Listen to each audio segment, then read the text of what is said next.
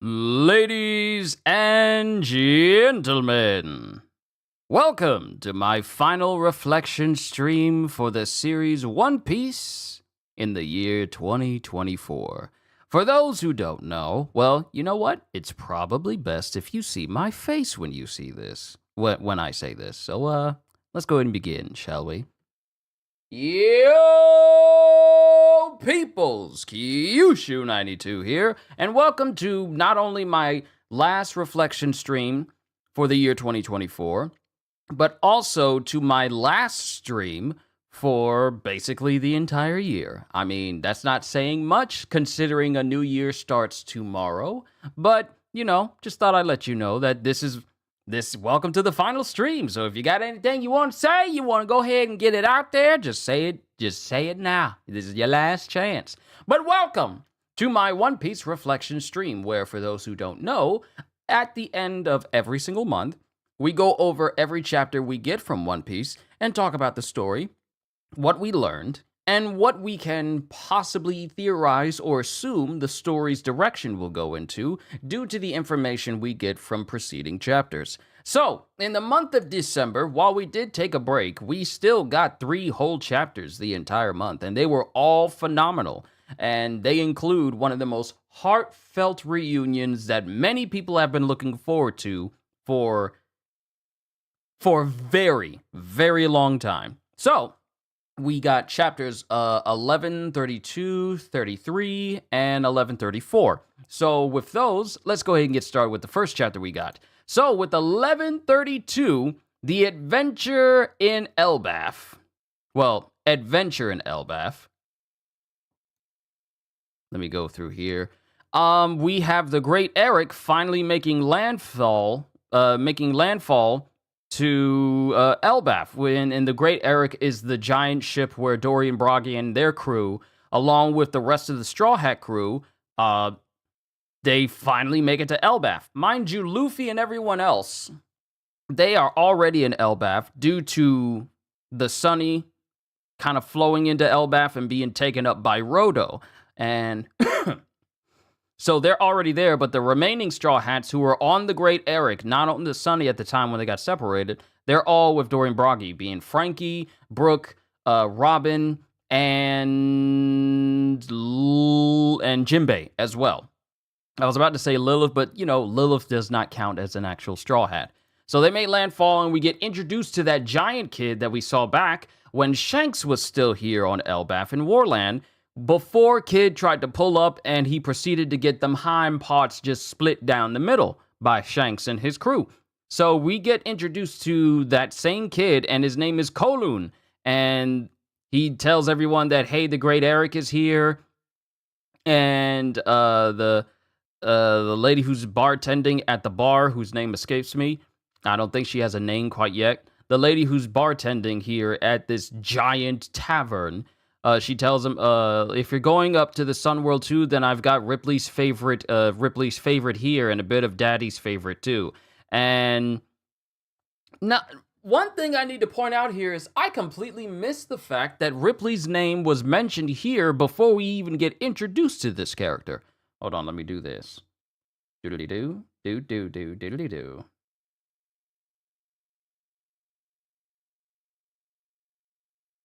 Let me pull this up to the side so that way I'm not double checking chat every single second here. Much better. All right. So it didn't dawn on me that Ripley's name was mentioned way before her introduction. So he goes, do you know about the pirate that Captain Dorian Broggy are bringing here? He was just named one of the 4 emperors. Even Captain Redhair was talking about him. And of course, they're referring to Luffy. Don't forget this name, Straw Hat Luffy. And this is what Shanks said when he was there. So Kowloon leaves, and then we have Harudin, not Heimdall. Harudin, where am I getting? I've been looking at so many videos today. My apologies. I've been looking at so many videos that so many names have popped up. But we get Harudin and Stanzen, and they see the Great Eric, and a rainbow touches down in front of their ship. And Harudin says, let's ride their coattails. And the great Eric gets close to the rainbow, and the rest of the Straw Hat crew, they see this, and they're wondering, I've never felt a rainbow so close before. It's so bright, it's really bright and solid. Are they supposed to be visible at this angle? It's such a mysterious and beautiful sight every time I see it. So this is when the painters come back in. Now, at the time, we didn't know what the painters were, but apparently, they're a way for you to be able to create rainbows that can be used as physical bridges that a ship can attach to and go up at an angle to a completely separate area. So this already reminds me of like the Rainbow Bridge of Asgard. So they use these painters in order to physically touch, because normally rainbows are just light reflecting off of water at an angle, and it gives you like this big assortment of colors, which is still a phenomenon that's quite amazing anyway. But here, they're able to physically touch these rainbows and ride them in order to get to the upper half of Elbaf. So when that happens, we get a beautiful spread panel here. Not a full double page panel, but a half of a page and a half of them sailing on this rainbow. And everyone's amazed by it. Bonnie is especially amazed because, being a kid, she's just, wow, this is so cool. Because remember, Bonnie's a kid. She's not in her 20s. She's 12 years old. And Robin's enjoying it. And then we have Harudin, and they sail directly next to the Great Eric, and they both make their way on. They both make their way on this rainbow bridge. So then we get to the rope bridge connecting the Underworld and Sunworld, and Luffy flies into the air directly in front of Gerd and Goldberg, and he notices that they have the Sunny. And he lands in front, and they introduce themselves. And Gerd reassures Luffy that she's nothing like Roto, because Roto had absolutely no problem holding the rest of the Straw Hats hostage in his own little makeshift world that he created, and he was keeping other people in. Not just the Straw Hats, but other people in as well. So I'm pretty sure those people probably escaped by now due to Roto getting... leaving the castle along with Gerd and Goldberg. So I'm pretty sure they're out now, but I don't know how long they're going to last due to the fact that the underworld is incredibly cold. So Gerd just says like, I love little humans, but I'm not like him. I'm not like that weirdo Roto. I don't want to lock you up. I just want to be friends. So while that's going on, Gerd says, I know all about you. You were brought here against your will, and that was because of that weirdo I know against my will. I'm so sorry about that. And then Luffy's all like, you mean that boneheaded guy? You just flew up from the underworld. Did you fall down there? And that's when Luffy remembers that apparently he was talking to Loki down there, with Loki saying, don't tell anyone about meeting me or our little promise. You got that, Luffy? And Luffy, being a horrible liar, has a hard time trying to come up with a reason as to why he was down there in the underworld in the first place, because apparently he's not supposed to tell anyone that he talked to Loki. So, but luckily for him, Gerd and Goldberg says, like, he doesn't need to explain himself, so let's not worry about it. So that gives Luffy a sigh of relief. Then we get to Elbaf's Sunworld on the second level, because mind you, Luffy's here with Gerd and Goldberg, but Sanji, Usopp, Chopper, and Nami, they had already ran out way ahead of time, with Roto close behind them, chasing after them. So when it happens, Roto finds them and goes, at last, come back to me, my perfect little live dolls. Quickly, before everyone else finds out. I have to lock you up more securely than before, so I can keep you for life, my ultra rare Nami and ultra rare Chopper, treating them as if they're living trading cards. But due to the efforts of Sanji and Zoro, they cause a giant tree to fall directly in Roto's face, and also kind of pin his hands onto the ground, because he's launching at Nami and Chopper, but the tree falls down in front of his face, hits him in the face, but also falls on top of his arms, so he's not in a position where he can just, like, move all that easily, because this is still a bit of a hefty tree. I mean, Just because they're giant doesn't mean that they have super strength. They just have strength proportionate to their size, which to an average person may appear like super strength. But to them and everything else, they still need to put effort in stuff. So a tree this size would still be as heavy to them as a regular tree would be to us. So he can't move right now. Then we have Gerd and Goldberg coming up right behind Roto. And though Roto thinks that they're there to rescue him, Goldberg and Gerd waste absolutely no time smashing the back of his head in because of what he did. With Gerd screaming out, "Stop right there, Roto, you freak," and they just knock him out. And of course, Sanji is enamored with Gerd instantly. And Gerd introduces herself to the Straw Hat crew, letting them know that she's a part of Harudin's crew. Harudin being a part of the Straw Hat Grand Fleet.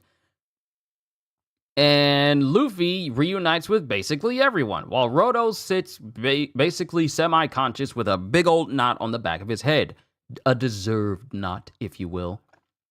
So Usopp, Chopper, and Luffy just go, "Let's go, Usopp, the Elbaf village is supposed to be on this level."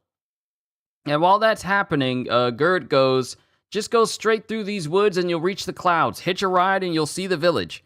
So Gerd, being the kind person that she is, she lifts up the rest of the Straw Hat crew, Sanji, Nami, and Zoro, and she just puts them on her chest so that way they can just be comfortable while they proceed forward. And Sanji, he's already out of it. I mean, if he still had to face if he still had that whole issue where he would just shoot out blood just from being close to a beautiful woman, he would be in trouble here. This would be just as bad as him getting close to Shirahoshi. So they keep moving, and then Luffy goes out and he manages he just goes, "Wow." And then we cut back to the giant ship, the Great Eric, and the Naglfar, which is the ship of Dorian Bragi and Harudin, respectively, on the Giant's pirate ship. And we have Dorian Bragi explaining just how Elbaf is set up, with Elbaf having 3 levels: Astral, Sun, and Under. So we have the Astral World, the Sun World, and the Underworld.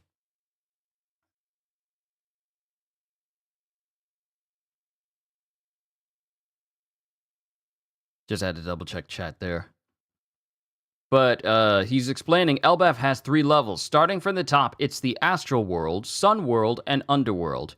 We live on the Sun World where the sun's rays reach. There are a number of villages there. And then we get a giant double spread panel that fully introduces Elbaf to us. This was the introduction many of us have been waiting for several years. More than several years. This was the moment Usopp was talking about Elbaf and how he wants to go there. And how Luffy and Usopp have been talking about, like, "You guys, someday I swear I'm going to Elbaf, to the village of warriors. All right, Usopp, let's do it." Ever since that time, we've been going to different places. Water 7, Alabasta, Enies Lobby, Marineford, Wano, Whole Cake Island, Zoe, Egghead. There's so many places. Drum Island, Little Garden. What else we got? Impel Down, Dressrosa. What's another place? There's so many places. There's Skypiea. There's so many different... the Fishman Island. All these different places we have been to. Sabaody Archipelago. So many places we've been to. So much story that we've witnessed. Marijois. All these different places. And we never went to Elbaf. Yet when we were moving, I have to say, ever since the events of the Reverie,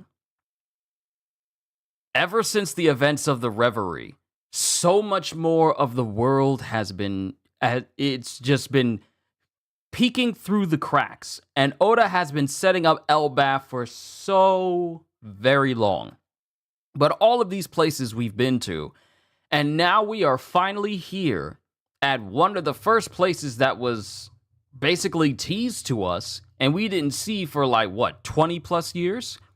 And now we're here. We are finally introduced to the kingdom and country of Elbaf. And here in this double spread panel, we see all these different villages, like basically like longhouses of what you would see from Vikings and whatnot, or like, I guess, Scandinavian type houses from back in the day.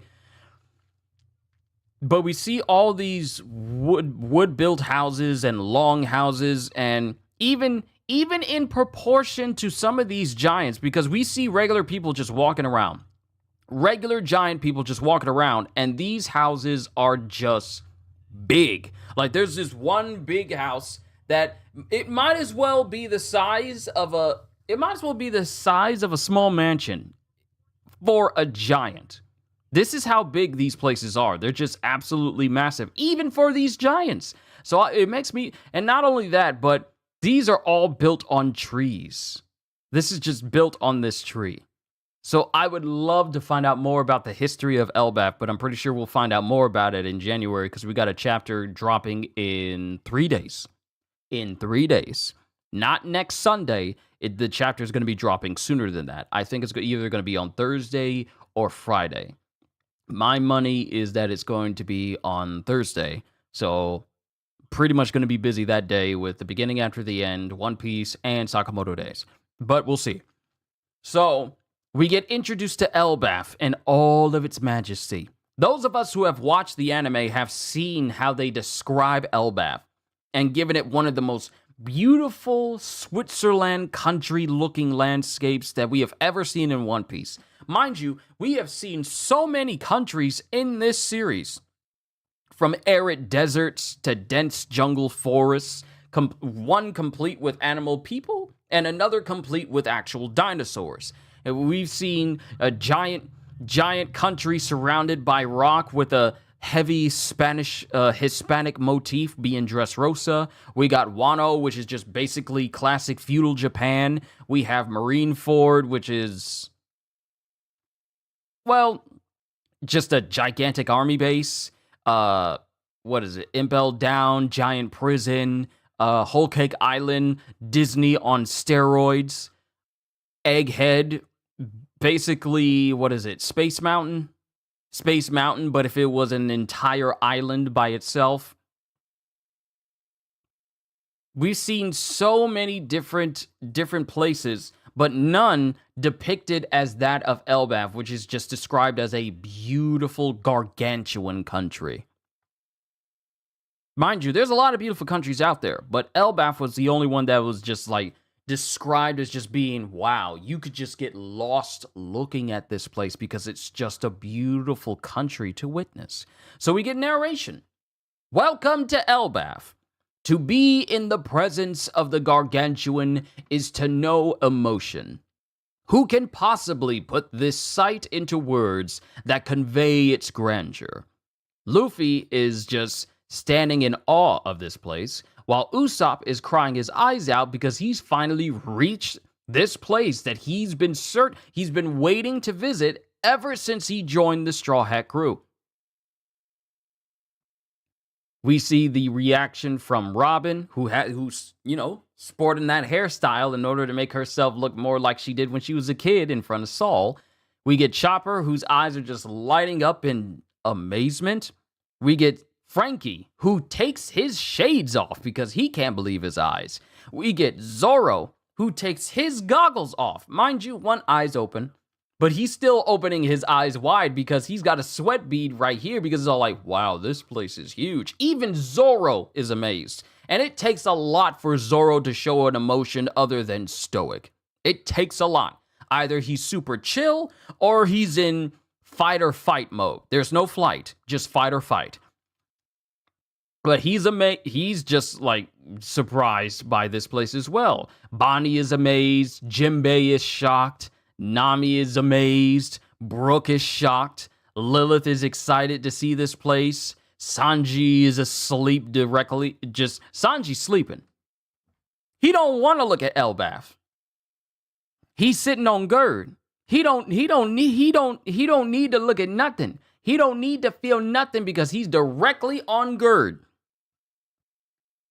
This is Elbaf Island. the kingdom of Warland. But most simplify the matter by just using the name Elbaf for the land of the giants. And that's when Luffy sees not only the Great Eric, but also the Naglfar as well, including the rest of the Straw Hat crew. So they're all being reunited. And not only that, but Chopper, Usopp, and Luffy lose their minds in witnessing that they're sailing on a rainbow. That just causes them to lose all three of them to lose their minds. Plants, trees, vines, flowers, insects, fish, birds, and animals. Everything is breathtakingly huge. Adventurers, do not regret your time lost here. However, if there is one message you take away from my account of the gigantic and mystical land of Elbaf, let it be this word of warning. Do not overstay your welcome here. And we get someone making their way through the giant leaves of a forest, while we also see a giant bear in the background. Do not overstay your welcome here. Louis Arnott, Explorer. And that is chapter 1132 that introduces us into the world of Elbaf. So overall, for such a long time for us to want to get to Elbaf, and mind you, there were so many chapters that we got that teased what Elbaf was like, or even Loki screaming out, "This is Elbaf," and finding out that Elbaf itself is a land set on a giant tree, which is the cider tree Adam.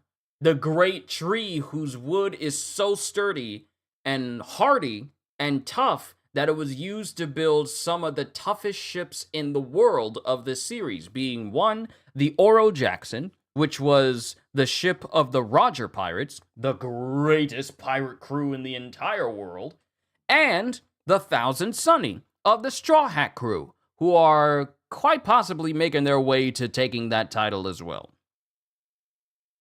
But we didn't get an introduction where we get like full-on narration that this is a full grandiose type introduction to Elbaf. And I have to say, honestly, this was a great way to introduce Elbaf officially. So, I love this chapter. However, the next chapter is by far one of the greatest chapters in One Piece due to what happens near the end. So, in chapter 1133, Nice Things, we go back in time 22 years ago due to the events of the Ohara incident. And it zones in on the evacuation ship that was making their way off of Ohara, which summarily got blown up. It got blown up by Sakazuki before he became an admiral. Before he became Admiral Akainu, it was blown up by him with an excuse of we can't let a single one escape. This is absolute justice. And then we have all of the other vice admirals who were there at the time recounting their events of what happened, but also how they view Nico Robin, who was a child at the time, and how she was basically just turned into a criminal due to the world government wanting to silence every single person on Ohara due to them exploring into the Void Century. And of course, events continued from there. All the people were basically killed because of that. Nico Robin was pretty much one of the only people to get away from there, other than Jaguar D. Saul, who we learned actually escaped from there after apparently being frozen. But we get to the how a little bit later on.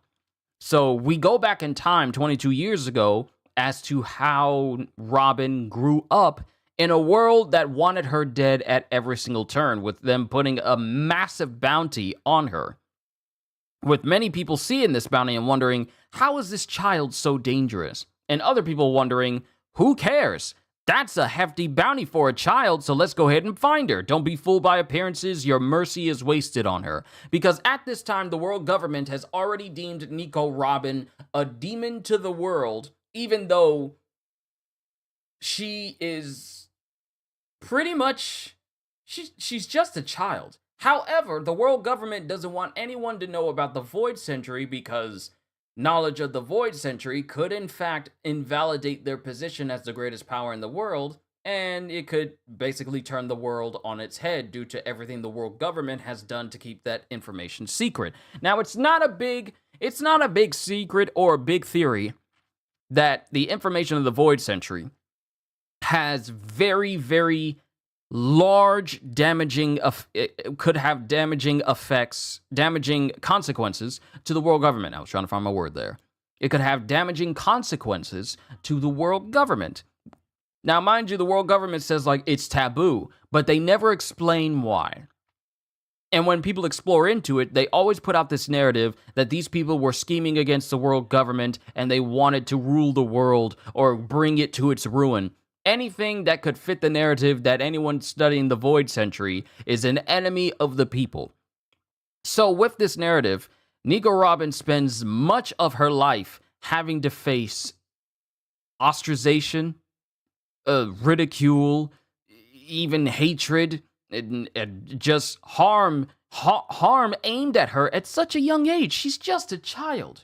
She's smart, but at the same time, it baffles her how people are so quick to call her a monster just because, and this is the power of the world government, and that's what makes it so scary. Not just because of its actual physical might, but because they know that they can manipulate the masses on such a grand degree that they can turn someone who's just basically a child into the most vilified human being. And then that person's life will just be an absolute nightmare because the whole world is basically against them because of the narrative that the world government put out. That is what the world government excels at, manipulating the masses, a lot of subterfuge, and reverse psychology, making people think that, oh, this isn't what's going on. They put it in papers, which they have a hand in. So any narratives that get out there in the world will be overruled by what's said in papers because people don't think for themselves. A lot of people don't think for themselves unless they're intelligent and know that the world government is bad, which is what works for the world government in the first place. When you think about it, the only people who know when the world government is trying to manipulate people are the people who are actively fighting against them. Namely, the Revolutionary Army. They really don't believe anything in the papers because they know better. Holster, yo, my friend, it is good to see you. We are currently on chapter 1133 of One Piece, where we're talking about Nico Robin's backstory, but we're also talking about the world government as well. The only people who are knowledgeable into the ways of how the world government truly acts and how they operate in order to get the people on their side are either the Revolutionary Army or people who have worked with the world government and no longer work with them at all.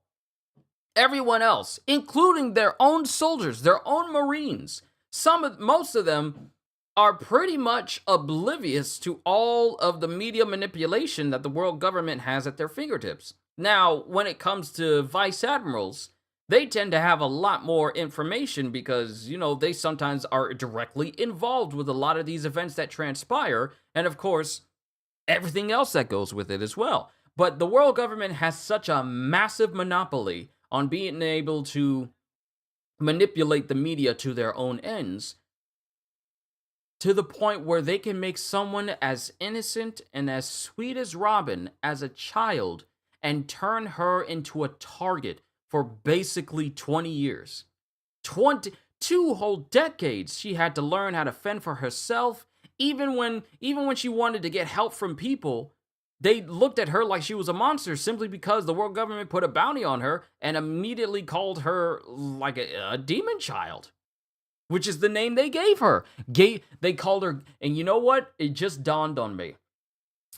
The reason why, wow, I can't believe this took me this long to realize why they call her Demon Child Nico Robin. Because those who delve into the Void Century are seen as demons. Those who delve into it are seen as demons trying to destroy the world. And that's what the world government and the five elders up in Marijwal refer to people who delve too much into the Void Century. Those people and those who carry D in their name. So they call her Demon Child simply because of her close connection to people who were associated with the Void Century. Ain't that crazy? And now, simply because her name has that nickname in it, everyone sees her as a monster. No one cares. They don't bother. They don't bother questioning anything. They just roll with it. Cyrax, it's good to see you as well. So we see her growing up. Well, we see her living, and she's living outside. The rain is coming down. She has to scrounge for food and scrounge for, clothes to keep herself warm while she's living out in the streets. Am I on time? Ozzy, you are not. We are. We started at 12. My friend, we started at 12. You're late. You're late, sir. Where were you? I expected you to be here at 12 o'clock. Why weren't you here? I'm messing with you. I'm messing with you. But we see Robin growing up while all these people want her dead, and her struggling to survive and hiding from people who are trying to hunt her down and get her bounty. And then there's a time where we see a panel of her, and she's standing at a cliff with some sharp rocks at the bottom. Do with that information what you will. But before she does anything drastic, she remembers her mother's words of "Live, Robin." And then we cut to Robin thinking of when she was with Saul before he got frozen by Kuzan. With Saul saying, "Listen, Robin, you're all alone right now, but someday, without a doubt, you will meet friends." And in the present, at the time, for her, she says, "But Saul, I'm so scared. Everyone scares me. When it's unbearable, remember what I taught you. Just laugh like this." And Robin is looking through a map. Robin is looking through a map in a bookstore, at a book stand, and she looks at a map, and it no longer has Ohara on the map. At this time, the maps have been basically redrawn to where Ohara is no longer a place for people to know about. That is so messed up. It's like the whole place never existed. And when people bring up Ohara, sometimes these people disappear. That country, it never existed at all. So she takes a pencil or a pen, and she draws the spot where Ohara is supposed to be back in this book. Mind you, she hasn't bought this book. She just decides to draw it right back in this book again. Of which she gets grabbed by a patron, and they go, "Hey, what do you think you're..." And it has Saul's, I was watching Dandadan, my bad, but greetings, fellow peoples. Ozzy, it is all good. I gotta watch Dandadan for myself.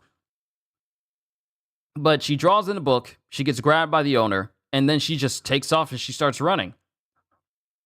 And while people are just wishing for her to die, and the remarks from people, she's trying her best to laugh, but she's laughing through tears. And that's when the flashback ends. And take in mind, this is an 8-year-old child. People are cruel. Exactly. Ozzy, I've been saying this. This was before you came up. I explained how insane it is for an entire government to basically put a bounty out on an 8-year-old child. Not because she did anything wrong, morally wrong. Not because she did anything wrong at all, but simply because she comes from Ohara. And the world government it wants to make sure that they're thorough in erasing every single person that was at Ohara. So they decided, you know what, let's put a bounty on this child that can get rid of our problem quicker. Either they'll bring her in or they'll kill her. But at least that'll be a weight off of our shoulders that we don't need to worry about in the future. And she had to live 22 years. 22. Do you realize how long a year is? Now, it's kind of redundant for me to say this now due to the fact that we're at the end of this year that feels like it just flew on by. But when you're a child, and of course we can look back on previous years as they just flew on by, but when you're living in the moment and you're doing stuff, time takes time. Hours takes time. Days takes time. Years filled with days takes time. So 22 years of her living on the run, being careful who she interacts with, constantly wondering if she's going to be brought in, if she's going to be caught. 22 long years of living unsure of who you can trust. From a child all the way until you're an adult. This was her life. She didn't get like a moment of pure happiness when she was with some of her friends like Luffy did, or Nami did, or Frankie did, or Jinbei, or Brook. Brook was dead, mind you, but that's besides the point. Chopper, Zoro, Sanji, Usopp. Many of them had childhoods. Well, not Sanji. His childhood was actually kind of bad due to the Vinsmoke family. And Zoro, while he did enjoy a little bit of his childhood, a lot of it was brought down when Kuina died. But they didn't live their entire life with the world out to get them. None of them lived like the world was out to get them, like Robin was. The world was literally out to get her because the world decided she needed to go. And when I mean world, I mean the world government itself, mainly the Gorosei. They wanted her gone, so they made sure the whole world was out to get her. All this for an 8-year-old child.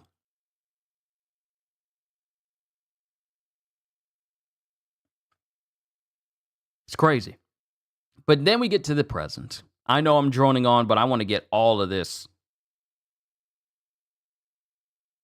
Man lost his friend to some stairs. That's tragic of all the ways to go. Directly, and this happened the following day after they made their promise to become the greatest swordsman in the world. And now Zoro's, I wouldn't say he's haunted, but whenever he sees, Tashigi, who looks eerily similar to Kuina, all he can feel is all like, why do you look like my dead friend? And it's just there's a reason why he behaves the way he does when he's around Tashigi, just because of this close resemblance. Spandine needs to share the same repercussions as his worthless son for spreading that rumor about Robin when he had everything to do with what happened at Ohara. Yeah, because going back, Spandine is the one who's spreading the rumors, going like, to my dying day, I'll never forget the sounds of the screams that emerged from the fire. And Nigo Robin did that? Not only that, but several other battleships were also sunk. She's a demon in the age of an 8-year-old girl. This is Spandine spreading rumors to news outlets. That's what makes it worse. Spandine is spreading these lies. Spread these lies about Robin. And that's where she got the Demon Child nickname from. Which I incorrectly said earlier that she's a demon just because they gave her the Demon Child nickname because she was looking into Ohara. But no, it was because of Spandine. Thank you for the correction there, Ozzy. Thank you.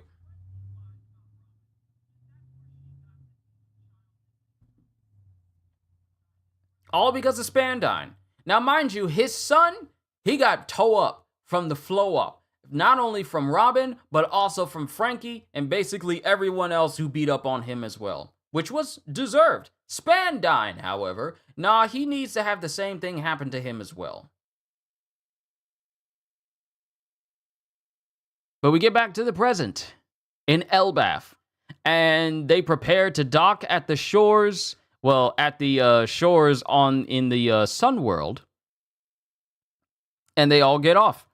And on a side note, I don't think the anime-only watchers are ready for Kuma's backstory. They are not ready. It's going to hurt badly. See, so here's the thing. let's not. We can say that, but let's not go into detail about what it all entails. Just in case I have someone from the anime watching this, whether they're here live or they're watching this later on. Let's keep that to ourselves because Ozzy is right. They're not ready at all. No one is ready for Kuma's backstory.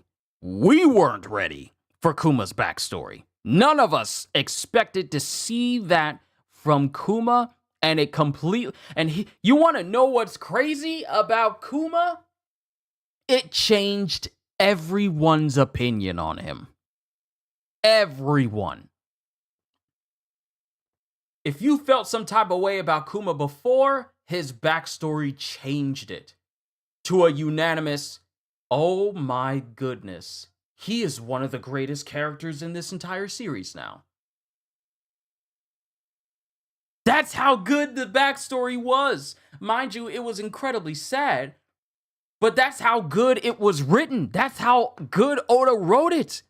To where we can get a person who is called the Tyrant, has this incredibly powerful devil fruit that allows it to repel anything and create air bombs. One of the toughest individuals that we've ever seen in One Piece, who single-handedly defeated the Straw Hat crew and separated all of them, of which they took 2 years to get stronger, so that can never happen again. What do you mean?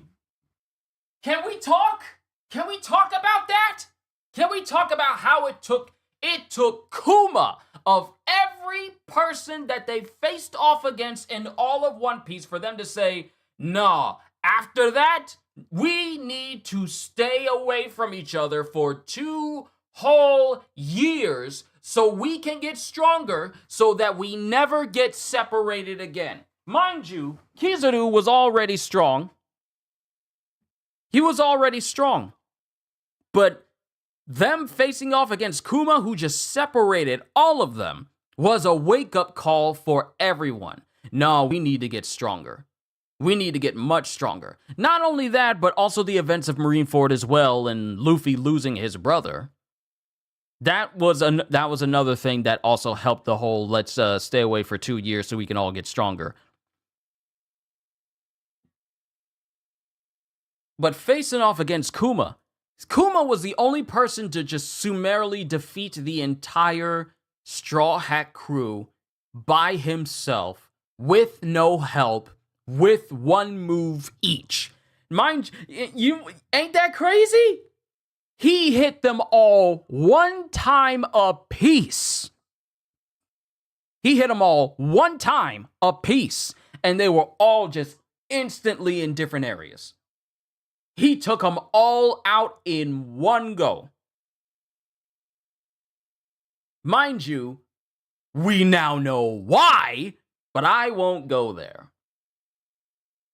But I go back to this by saying, Oda knows how to write. I don't know what anyone else thinks, but Oda knows how to write.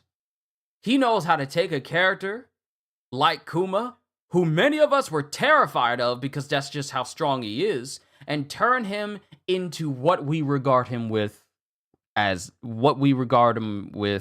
now.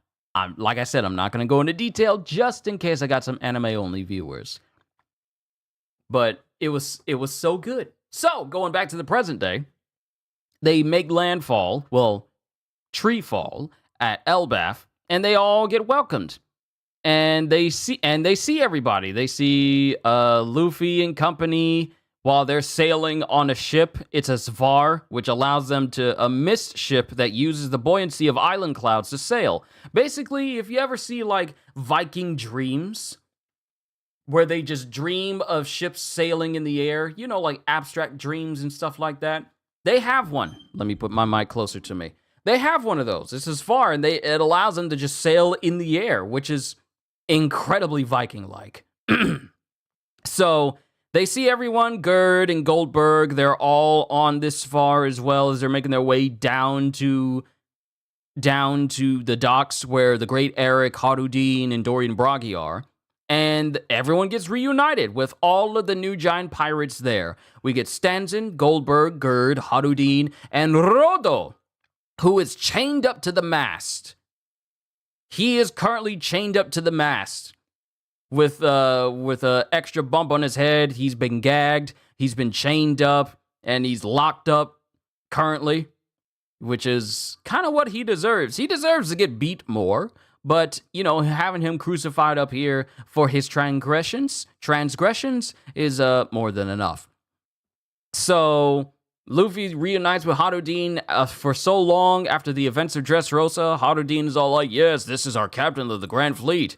And Luffy's all like, I didn't ask you to do that. I don't need you to do all that. And Harudin says, hey, whatever, who cares? We'll do it anyway. Yeah. So they all reunite. The news about how you beat Big Mom over at Wano made waves over here, and we never pay attention to the outside. And Luffy, not knowing the backstory of why Big Mom's name would be big here in Elbaf, not knowing her backstory, is confused like, I beat Kaido. Why are you talking about Big Mom? Rodo trying to do the Yasuie pose. Unlike Yasuie, I don't mind this dude being gunned down. But Big Mom's name gets mentioned. Mind you, he was fighting both Big Mom and Kaido. Well, he was fighting both. Well, actually, it was the rest of the Supernovas fighting Big Mom and Kaido before Luffy showed up, and he just focused solely on Kaido. But Big Mom's name gets dropped here, and we know the backstory of Big Mom to know why her name, out of everyone, would be the most important of who Luffy was fighting against. I was friends with Lin Lin long ago, but she did something unforgivable to Elbaf. It is crazy how Gerd, after all these years, ain't it? Only difference, Yasuie has honor. Yeah, he had honor. He was a respectable person.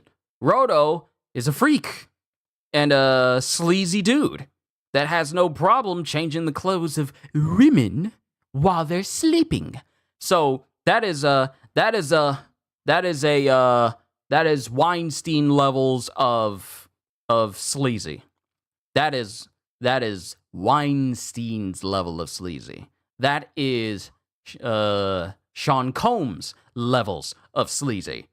And he got the summary punishment necessary for this, shown up for everyone to see. Hey, there he is. Did you beat him? We did. What'd he do? He was a freak. He was doing stuff he wasn't supposed to as a normal person. He did crimes against humanity. Oh, okay, leave him up there. But it's crazy how Gerd looks just as beautiful. She's incredibly beautiful. Mind you, giants live for a very long time. However, due to the fact that she grew up with Big Mom when they were kids, because Big Mom was like what, 4, 5, maybe 6? Gerd was very young back then. She was just as young as Big Mom was. And Big Mom grew up. And she was quite beautiful as well. For a while. And then she just devolved into poor unfortunate souls. Just looking like Ursula. Just looking like Ursula in pink.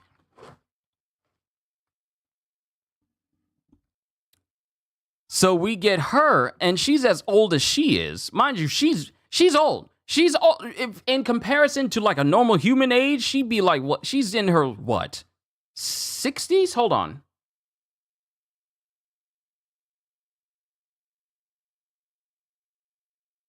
I'm looking this up. Pardon me. I hate the sneeze just straight up disappeared. I was about to sneeze again, and then it just went like, shoop. Yeah, Gerd is 75. Thank you, Holster. Gerd is 75.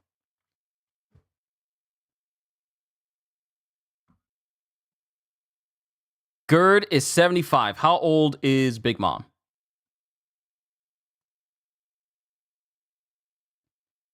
Gerd is 75. Big Mom is 68. Big Mom is younger than Gerd. But Gerd is gorgeous. So either Big Mom got hit by the ugly stick every decade. So giant-wise, that's equivalent to a human in their 20s. I think if I was to do that conversion, seems about right. Lin was 5. I believe Gerd is 8 years older than Lin. See, my thing is, there are people who are... But my thing is, when you let yourself go in One Piece, it shows. Because you got people who are old or can be considered old, and they're absolutely gorgeous. Because Shaki... Let me go back to Shaki. Shaki is 4 years younger than Big Mom. Shaki is 64. Shaki, Rayleigh's wife.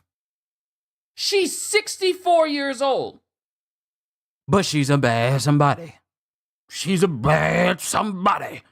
But you get Big Mom.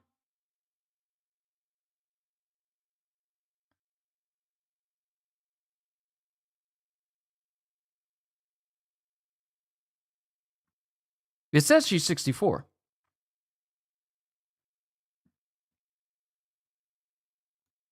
So I just wonder what happened with Big Mom. She just let herself go. Because Big Mom was beautiful when she was younger, when she was part of the Rocks Pirates. She was drop dead gorgeous. So I'm wondering what happened. What happened? What happened? What happened? Like Mickey would say in those cartoons. What happened? But sidetracked. I'm just saying. I see Gerd, and she's like, I grew up with Lin. I know it. And she did something unspeakable. She's older than Big Mom. I just wonder what happened. Did you eat too many sweets? Did you eat too many sweets from Fishman Island? Did you eat more than 3 square meals a day? What are you doing? You're not supposed to go a whole day without eating and then gorge yourself on food. That's how you gain weight. If you're not careful, you can't be doing that. What happened? You used to be gorgeous when you were part of Rocks. Now you look like you got beat with rocks. What happened? What happened? Dr. Correa is 141, but built like a 20-year-old. Yes. So clearly, you can get to a ripe old age of 141. But if you take care of yourself, you can be just as spry and agile and youthful looking than your average old person in this series. If you take care of yourself, you fine. Whitebeard was what, 72? I think Rodo and Goldberg are the youngest members of the new Giant Warrior Pirates. Yeah, I think they are as well. But Whitebeard was what, 72? 72 years old at the time that he died. Dude wasn't even a giant, but he was just very, very tall. And dude had the... Out of all the people you would see of his size, he was the only one that was proportioned normally. You got Kaido, though he's not a giant, he's a very tall dude, but he's disproportionate. He got like giant arms that look like he should be walking like a gorilla because that's just how big his upper body is. Like he's like one of those old Transformer toys that have like the solid thick shoulders and big arms, but then you go down their legs and their legs are kind of skinny. He's basically that. His legs are basically disproportionate to his whole body. Big Mom, she just big. She just hefty. She just large. It ain't over till the fat lady sings and Big Mom can hold some notes. But Whitebeard was the only one who was proportioned like a normal person, despite him being like, what, 20-something feet tall? So it's like, Sengoku is 79 and look at him. Dude is still, I'm pretty sure, dude, if he were to go shirtless again like he does when he uses his Buddha form, he'd still be built despite his age advancing and him having white hair now. But it all comes down to taking care of yourself. It's crazy what happens when you let yourself go in this series. When you let yourself go, you just... unless you're serious about getting back to the size you were before, you ain't getting better. So I just look at... I know I just went on a whole tangent about Gerd. Looking youthful and nice and young. And just wondering what happened because she's older than Big Mom. You know, giant aside... she could have let herself go this entire time, but it wasn't the case. So I just wonder what happened. But everyone gets introduced to all the giants. Hey, you can catch up with them after a toast, Harudin. First, let's eat and drink. Let's get back to it. Hold on, let me stop that so we can stop doing that. Big upper body with chicken legs. Yeah. Big body with chicken legs. Kaido looks like the type of person where if he wanted to, he could walk on his hands like Sebulba if he wanted to. That's basically how his whole body is. Lothar, hello. We're talking about the chapters of One Piece in December, which is chapters 1132, 1133, and 1134. So they're all talking about, first, let's eat and drink. We got a whole mountain of food. Size for us. Size for us. Ga-ba-ba-ba-ba-ba-ba. Kaido just needed to not skip leg day. But here's the thing. When you see younger Kaido, this dude's got long legs. So now the question is, what happened? Remember when he was holding Momonosuke off of the roof of Kozuki Castle? All those years ago, dude had Katakuri-sized legs. What happened? All the meat just went into his arms and he shrunk?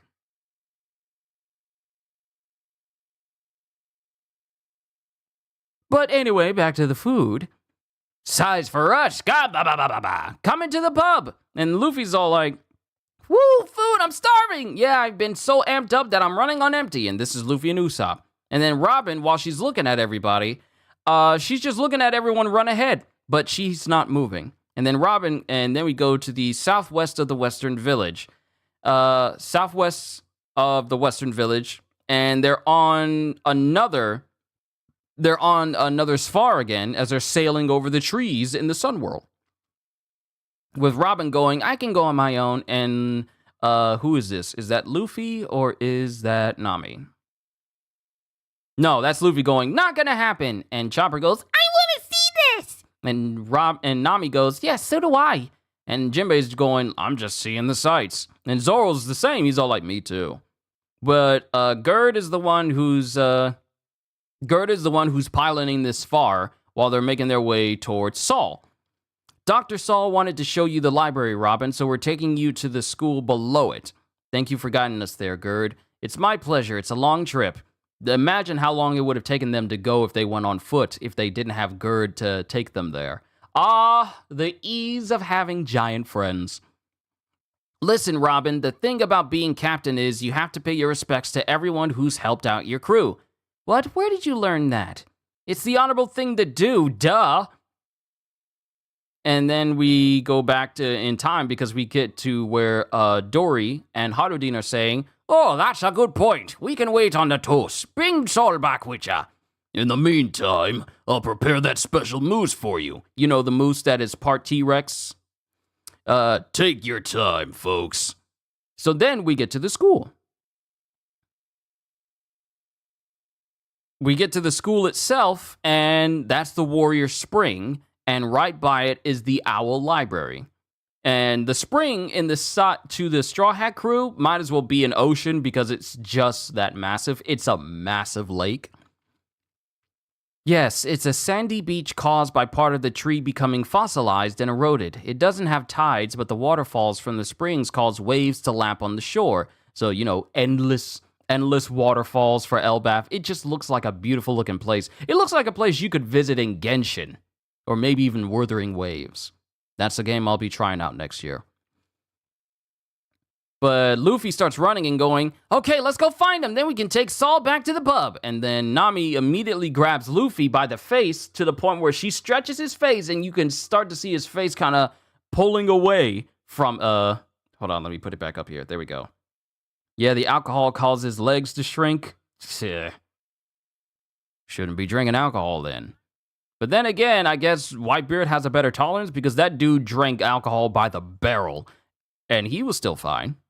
So somebody missing leg day, I'm just saying. So when that happens, Nami grabs Luffy and says, "This is Robin's moment!" And Robin, you can see the sound effect of her heart racing because she's excited. When's the last time we've ever seen Robin and you get the sound effect of her heart beating? Because the excitement is real. The nervousness is real for Robin. We don't get moments like this for Robin at all. But she's excited. I need to take care of my lips. They feel chapped. They feel chapped. But we get someone running up and going, "Oh no, it's Dr. Saul. He's fallen and he won't get up." What? Are you kidding me? We just got here! We are coming for a reunion 22 years in the making, and this happens now? I'm a doctor! I'll handle this! Where's the patient? This is your time to shine, Chopper! We're all counting on you! And this woman with long hair and a hat on and glasses goes, "He's over there! He just fell over and..." And then Robin just starts laughing to herself, going, "Oh, you fool. Don't say that, the poor guy's sick. It'll be fine. Let me go on my own. You all stay here." And everyone's all like, "Huh?" So Robin says, "I got all nervous for nothing." And we cut to an image that is basically just the same image of when young Robin first found Saul, face first in the beach, water washing up on his body. And then he starts to move, and he peeks and he tries to scare Robin again 22 years later. Only this time, Robin is much older, but she's dressed and looks the exact same way she did when she was a 8-year-old child. And then he can't hold it in any longer after going, "Rawr!" And he can't hold it in, and he just gives off one of the most iconic laughs in this entire series.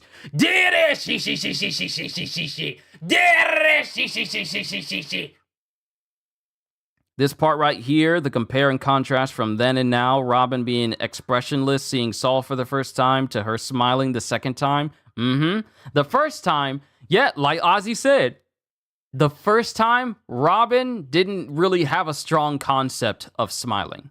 She just had like a stoic face, an emotionless face.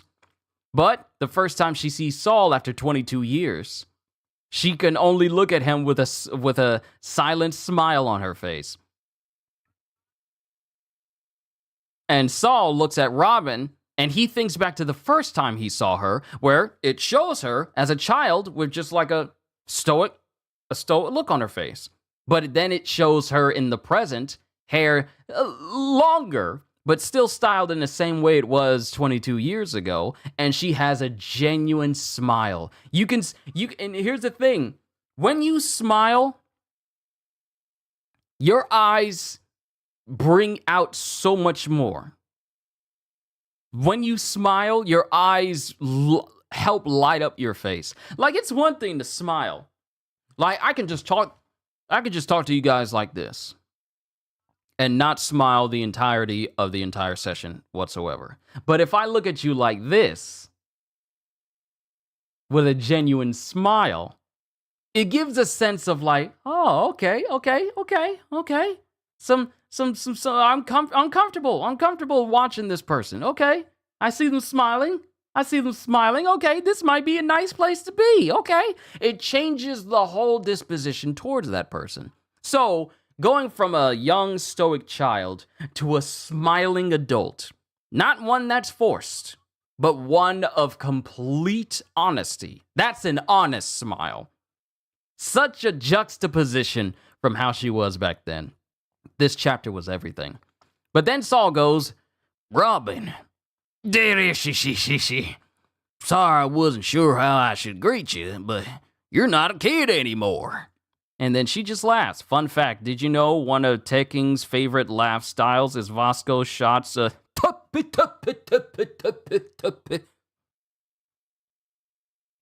You You can feel the emotion behind her smile made the moment hit harder. Lothar, you're exactly right. You're exactly right. There's weight. 'Cause that's another thing we need to talk about. See, there's so much weight that can be conveyed behind emotion. A stoic face leaves one unsure of one's intentions. However, a smile or any other type of emotion can carry a lot of weight with it. Now, in the case of Robin, this weight behind her smile is brought on years of us knowing Robin. Years of us knowing who she is. Our first interaction with her back in, Whiskey Peak. Seeing her all the way back then. Not knowing who she was. Then, after the events transpired in Alabasta, she joins the Straw Hat Crew. And we get to see more of her mannerisms as an individual as she travels with the crew. And it's not until we get to Enies Lobby that we see the weight behind her emotions when her eyes swell up after Luffy screams, "Tell me you want to live," and she lets out that, "I want to live. Take me away to the sea with you." And there's so much weight behind that proclamation that it changes something in Robin. Because the moment the Straw Hat Crew come through and they beat down everybody in CP9, for her, that's when she knew she found her family. Those same friends that Saul told her about. And from that point on, every smile from Robin when she's there with the Straw Hat Crew has been nothing but genuine, because these are the people that helped save her life. These are the people that she's been waiting for. So when we see the antics of the Straw Hat Crew, and all we see is Robin just smiling in the background, because you see it all the time. When the Straw Hat Crew are acting out of pocket, whether they with themselves or they're amongst people, Robin is always there and she's just smiling, because these are the people that helped her smile better, that allowed her to live, a life. These are the groups of people that gave her happiness. So when everyone looks at the Straw Hat Crew and wonder, like, this is a rowdy bunch, how can you stand to be with them? Robin can only smile because this is what helped save her life.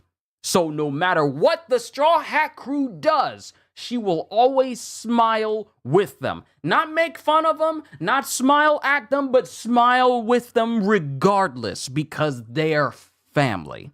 So there is weight behind her smiles now. They're not just like smiles from Sai before you found out he was from Root. They're not smiles from Gin Ichimaru because he's a sneaky dude. These are genuine smiles of happiness. I'm just happy to be here with my family. So no matter what they do, I'm always going to smile for them and for me. This is Robin's life now. So when we see her genuinely smiling here in front of Saul, 22 years later, there's history behind this smile. Trials and tribulations. This is an earned smile. Devoid of any sadness. Devoid of any strife. Devoid of any hardships currently. This is a smile of a person who has found their place in the world and the people that want them there. May the Lord have a blessing to the readers and doers of his word.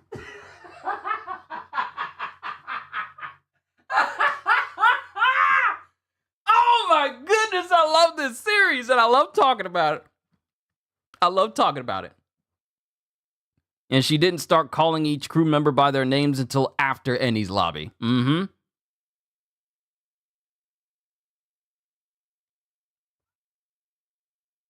So they meet each other, and Robin is just smiling. And then Saul just goes, "Robin, sorry I wasn't sure how I should greet you, but you're not a kid anymore. And you still have that silly laugh. She. Yup, still don't know how to laugh. Now let me get a good peek at you. Saul, former Navy HQ Vice Admiral, saved Robin's life. And here we see that Saul has also apparently lost a leg. He's lost his right leg. And he also has scars all over his body, going across his face and across his right arm as well. Why, look how lovely you are now. You remind me of Olvia. You're just like her. Huh? Like my mother? And she starts blushing. She starts blushing after being compared to her mother. And she thinks back to her mom. We cannot give up on the future of the world. You will understand someday. You got her gentle eyes, Robin.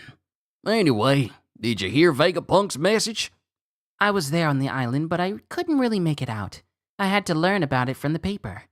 Well, when he said, history is told by the winners, those words came from Ohara. If they were left to be buried in history, they would have vanished without being heard. The scholars of Ohara sent out their voices. And Vegapunk's a scientist. He doesn't speak on good and evil, but he gave his life to pass those voices on. It's a huge step forward, made possible by Ohara's and Vegapunk's sacrifices. I'm sure it means big change for the future. And Robin goes, yes. And she says, your sacrifice too, as she touches the scar across his face. Does it hurt? She. Bet you can't believe I made it, huh? The next thing I knew, I was drowning in the sea.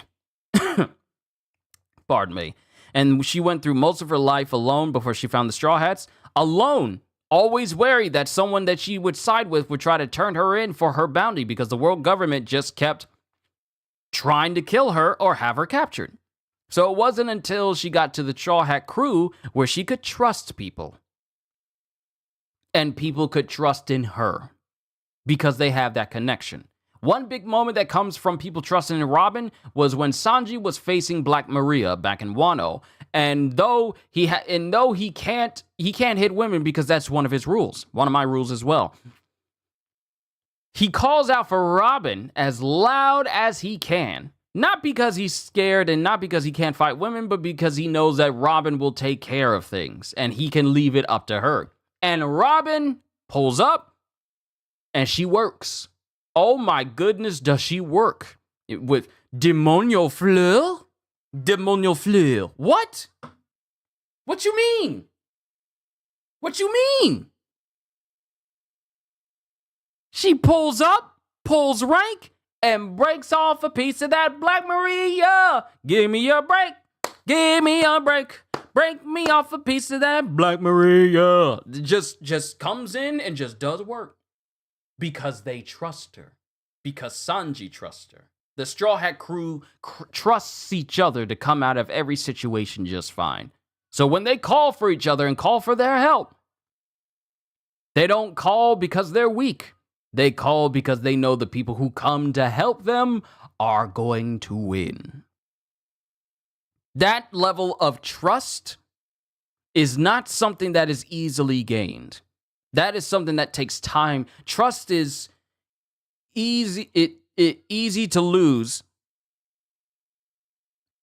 It takes time to build, though. But it's worth it when you gain it. And it's not something you should ever try and lose. So here is a moment where it's just a moment. There's just so much trust with her. She's no longer alone. She has people that can look to her for help, and she looking to them earnestly, what makes them some of the truest people in her lives is that they do it without looking for anything in return. They do it because they're family. They do it because they're a crew. Because that's what they do.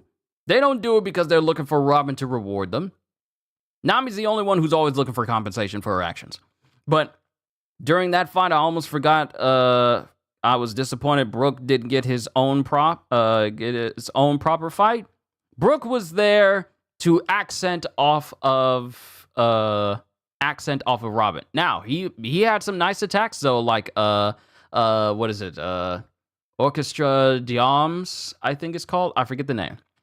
But he had some good moves. He had some good moves as well. Helped take out some of the people that were with Black Maria so that Robin could focus on Black Maria herself. But Robin is now in a place where she has people that can trust in her completely. She doesn't have to look behind her scared and wondering if people are going to be trying to take advantage of her anymore, because her crew won't allow that to happen. You mess with Robin, you mess with not only the crew, but now currently pretty much a brand new emperor. You have to step to the crew of an emperor to get to Robin now. This is where her life is now. She's not only a part of an emperor's crew, but you also got an entire fleet made up of several different pirates who would waste no time in aiding any single one of the Straw Hat crew. Robin no longer needs to look behind her to see if anyone is coming to get her. She doesn't no longer have to look behind her because people are after her. She can look forward because the people behind her got her back. You step to Robin, you step not only to the Straw Hat crew, but an entire fleet that has dedicated themselves to being under the Straw Hat crew as well. All well-known pirates in their own right. Robin is a part of one of the greatest groups she could ever be a part of. Far better than Baroque Works. Far better than her time. She was still technically a prisoner when Rob Lucci had her. This is the greatest group that she could ever be with in her entire life. Because as a crew that prides itself on freedom, she's now at her most free. But continuing, I keep droning on. You'll have to forgive me. I go on these rants sometimes when we do these reflections. But with this being my last stream of the year, I figured I'd go ahead and take my time with these chapters. So that way we can just talk about everything. So I thank you for your patience, everybody. So, there it is, she. Bet you can't believe I made it, huh? The next thing I knew, I was drowning in the sea. I guess the flames of the island melted the ice and dropped me in. I didn't find out you were still alive until a bit later. And the things they were saying about you, oh, it made me so mad. And then Robin just shakes her head and is all like, it's in the past now. I don't want to talk about the bad things. Instead, Saul, I want to hear nice things about how I survived. No kidding. A tiny child like you on the run from the entire world? And when he does this, he inadvertently slams Robin directly into his chest, and she audibly goes, oof. Like, he brings her in close for a hug, and it's like kind of forceful. We have never seen Robin say oof before, like from physical exertion. I don't think we've ever seen her being physically exhaling an air of oof before because she's being forced into a hug. We've never seen that. But Saul goes, bless you for being alive, Robin. 22 whole years. Bless you for surviving. Bless you for coming to see me. And mind you, she's hugging him and she's smiling. Then we cut back to when she's a child and she's in the rain screaming, why do I have to live? Why do I have to live anyway? Mother, Professor, Saul! I just want to die. I want to die! And when we come out of this thought, this memory of her, she can't hold back the tears anymore.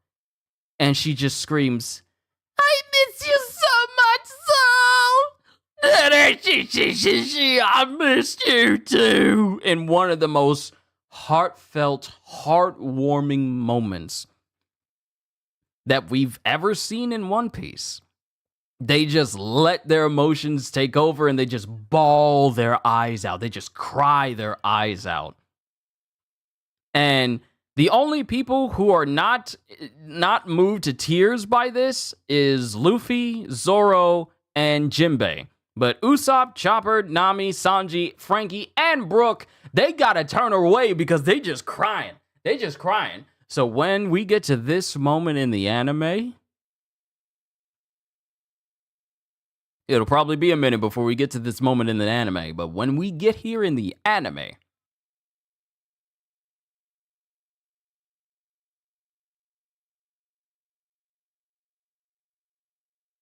the fact that you have people upset that Saul is still alive is mind-boggling. And of course, I went on a tangent on some of those creators' channels and explained why it works for Robin's sake. Oh no, this works. This is by far one of the most important moments in Robin's entire life in the entire series. Let me say that again. This is one of the most important moments in Robin's life in the entire series. For me, you guys were here when I reacted to the episode, where I reacted to the chapter where Vegapunk explained that Saul was still alive. The moment we found out that Saul was still alive, I thought, oh, we're about to see one of the greatest reunions this series has ever seen, ever since Sabo reunited with Luffy. And for the longest time, I thought, when we get to Elbaf and we see Saul and he reunites with Robin, tears are going to flow. It is going to be, this is the man that saved her life. And they haven't seen each other in 22 years. So to hear that the very person that the reason why this is important is because now she's older and she can thank him for all the things that he introduced to her in her life that help her live life the way it is right now. This is the man that taught her how to laugh. This is the man that taught her how to smile. This is the man that taught her and told her that there's going to be people that will always have your back, that will always be there for you.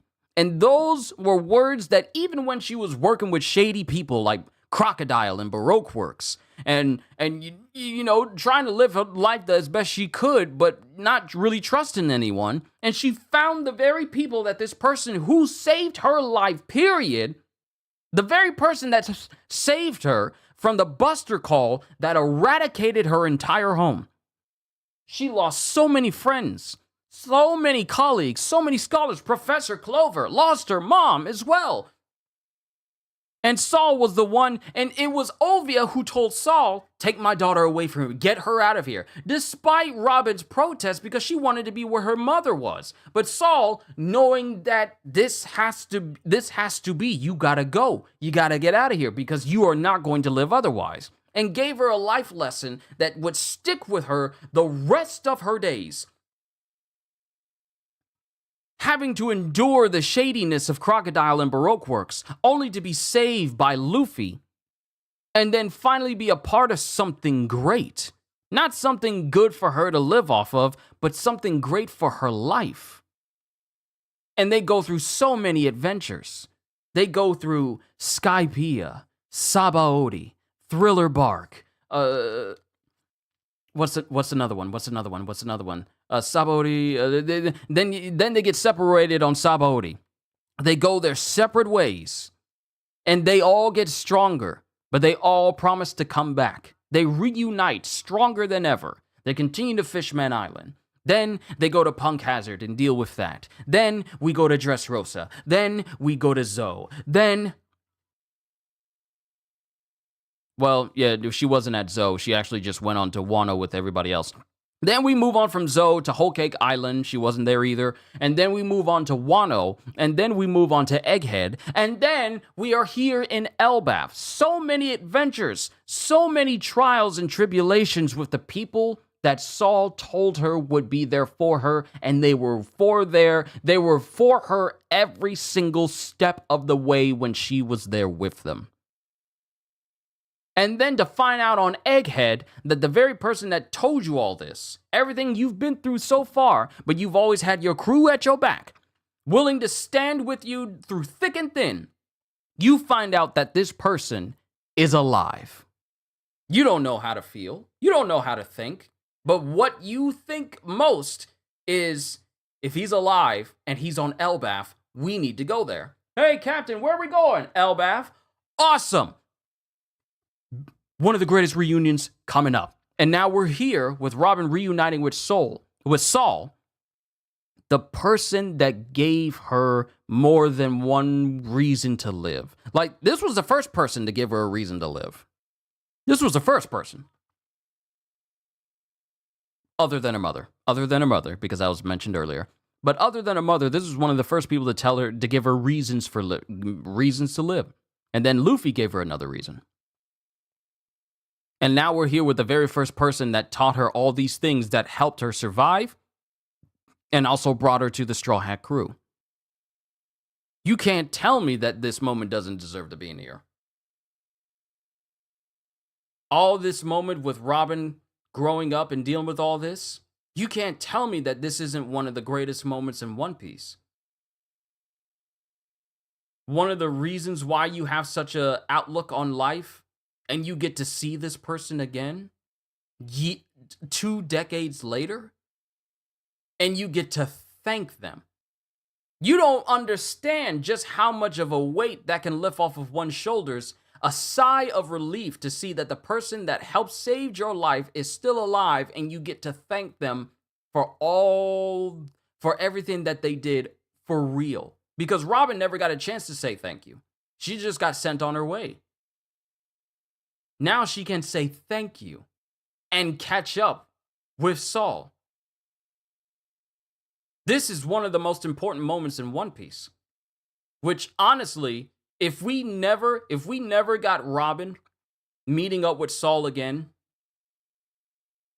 what other moment would there be in Elbaf? We just be continuing on just a regular story beat. And that, to me, seems boring. This moment was necessary. Saul needed to be alive just for this moment right here. For this moment for Robin. Because we really don't get too many moments of Robin having emotional outbursts or having personal emotional character development moments for her. We don't get too many of them.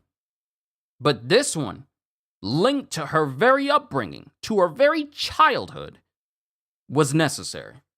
Saul's existence was absolutely necessary for this moment. So to anyone that says like Saul shouldn't be alive and him being alive just seems like a cop-out, obviously you don't know what good storytelling is like if you think Saul being alive is a fluke or unnecessary. You're a fool. You're an absolute fool. You gotta be. You have to be. I'll say it to your face. You're a fool if you think this matter shouldn't be here. If Saul shouldn't, because we wouldn't get this moment. We wouldn't get this moment at all. So while Saul, let me get back to this.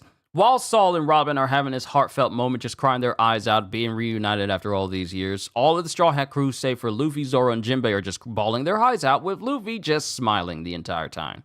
So now, we get to the final chapter of December and also the final chapter of 2024. I pretty much said this in short form. All the members of the Straw Hats might have lost loved ones, but at least they still had people in their lives to go back home to. Robin didn't until now. Exactly. Frankie at the time had Tom, but now he has Iceberg. He has someone. Then Usopp has like oh man, something's in my eye. Something is on my eye. It is directly on there. Hold on. I'll be right back.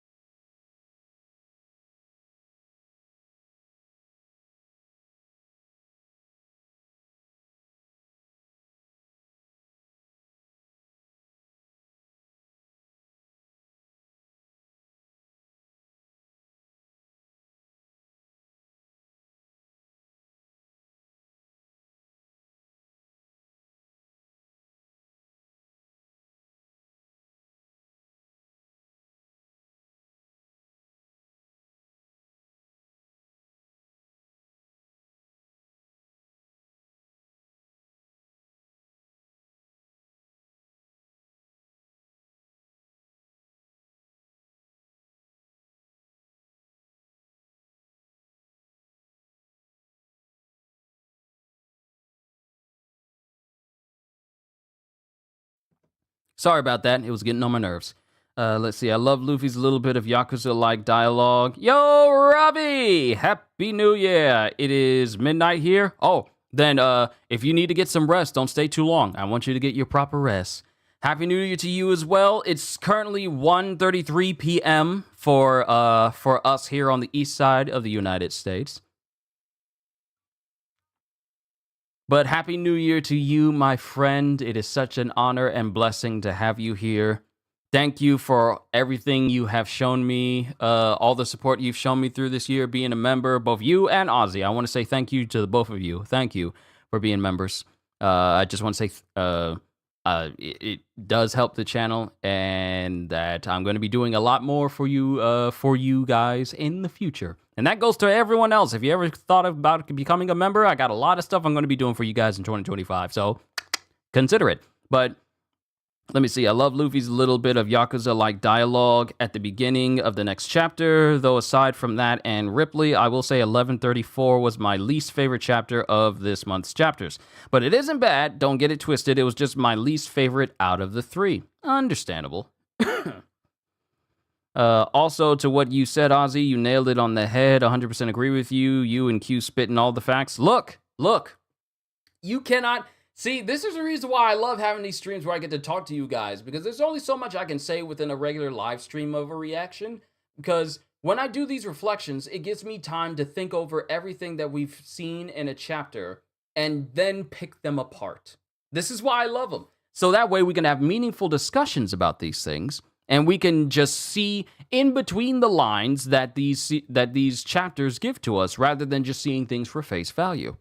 And we notice things that other people do not. Because I'm pretty sure we notice a lot of things in these chapters that a lot of other reactioneers don't notice straight off the bat. But since we take the time to go over it, we start to piece things together, and it starts to make things more sense. Which is why I love doing these sort of streams where we talk it out. This is my book club, where we just, okay, we're going to be talking about this, and then when we come back, read these couple of chapters, and then we'll come back and convene and talk about.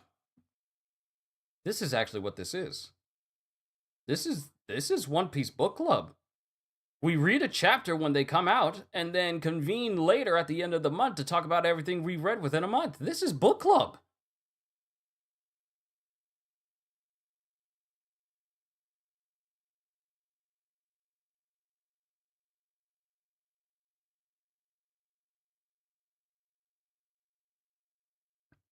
Okay, that just dawned on me.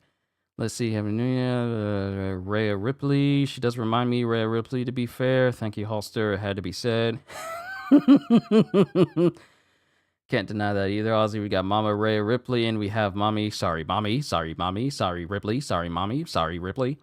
But in One Piece. So, with the last chapter we get in the year 2024 of One Piece, we get chapter 1134, The Owl Library. And Luffy says, "Old Man Saul, a long time ago you did a great favor to one of our youngins. Thank you kindly, begging your pardon." And Luffy does like a Yakuza greeting towards Saul. And everyone is just wondering, like, what the heck is he doing? Where and how did you learn that? Well met, good sir. And Robin just introduces Saul to Luffy. Pardon me. Yeah, I know about Luffy. He's famous. So you found him after all, huh, Robin? I did. Just as you said, I found them, Saul. And everyone is confused by what Robin means, but we know what she means.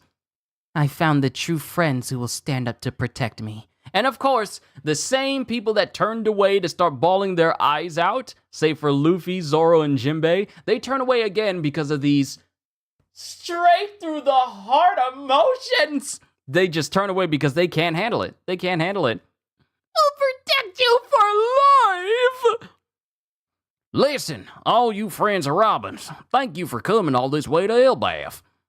Sorry about their surprise and all. I rehearsed it over and over with my assistant Angie. Years ago, I was in the Navy, so I know what a big deal the four emperors are. Thank you so much for keeping Robin safe. All I can say is keep it up.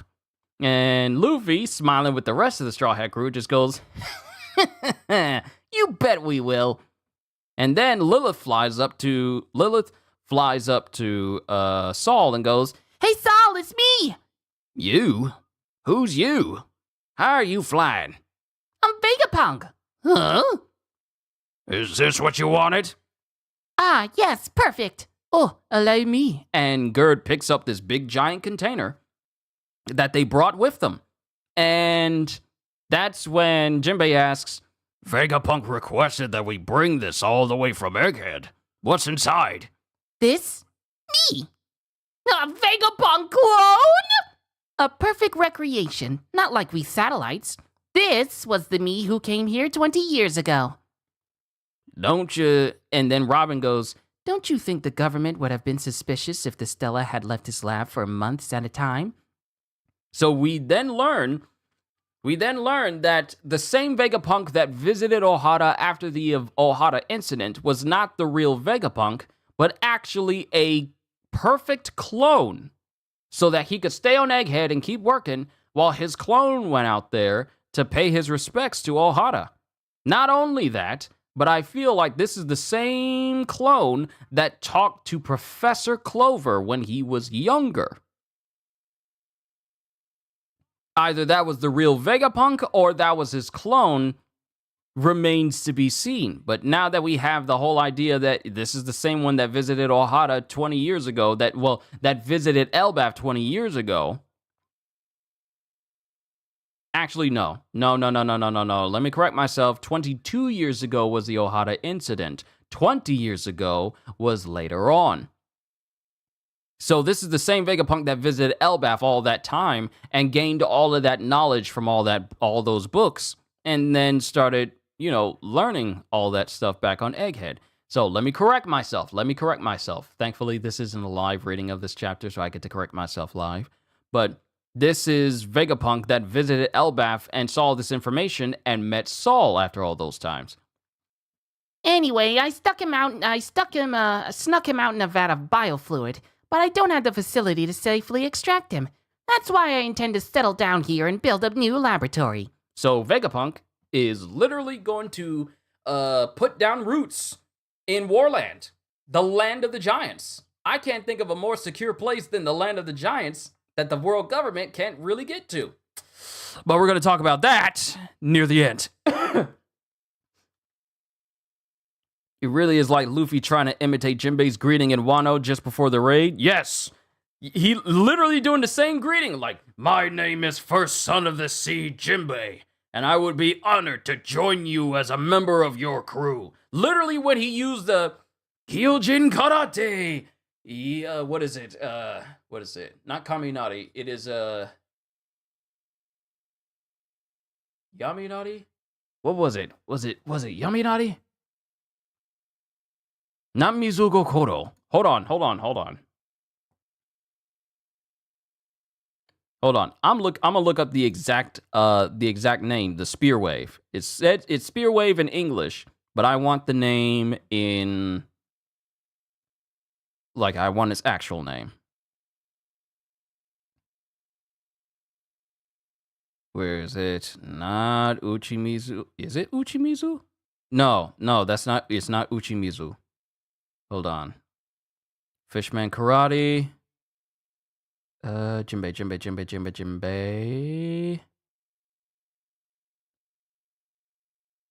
Ah, Yarinami. That's the one. Yarinami! When he used that to take out one of the Beast Pirate ships that were on the path to Onigashima. There it is. Yaminari. That's the right one. But that's essentially what Luffy's doing. Let's see. Luffy does like taking pages from his heroes. I bet you on the inside, Jinbei felt so proud even if it wasn't done properly. It's all like, at least he tried. Zoro's the leader in that the stoic trio, Luffy, Zoro, and Jinbei.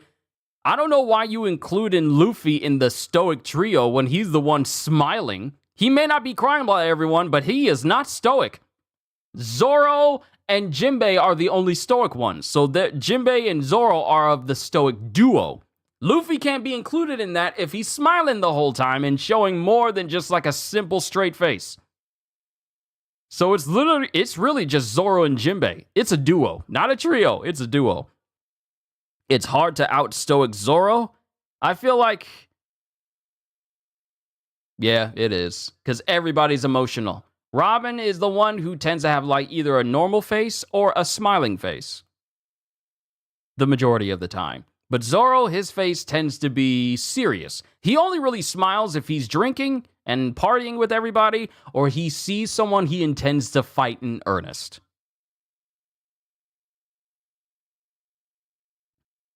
Holster, I can't deny that. Zoro hasn't cried since losing to Mihawk, and that was only when he proclaimed that I will never lose again. That was the last time we saw Zoro shed tears. After that, that man has stood on business for 20 years. For 20 years, he has stood on business. He has one goal, and that goal is not crying at all. He's literally like that one cop from Cloudy with a Chance of Meatballs. He starts thinking about something sad, and he's all like, "Get back in there, Tia." And it just goes right back into his eye. That's Zoro. He doesn't cry, because if crying doesn't help him get stronger as a swordsman, he's not gonna do it. But drinking helps, though, because it's good. I prefer rum. Rum's good. But going back to this, Lilith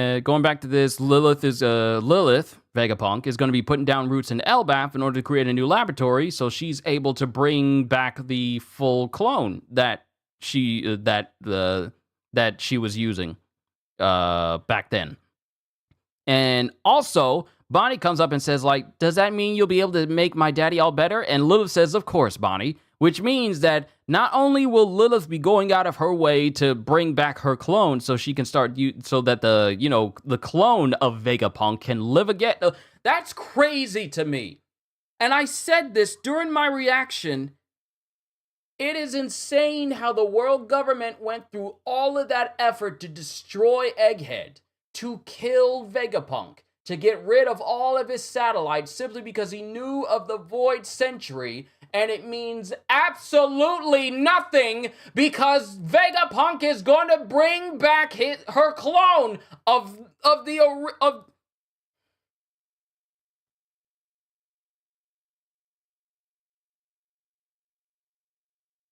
Hold on, it was skipping. It's skipping. Let me exit out of that page.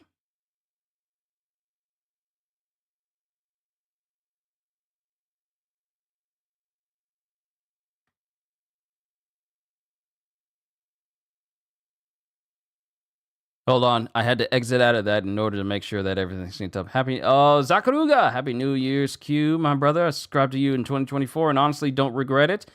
That's good to know. I would like to think that I got something for everybody here. And when people subscribe, it means that I'm doing something right as a YouTuber. So I'm happy about that.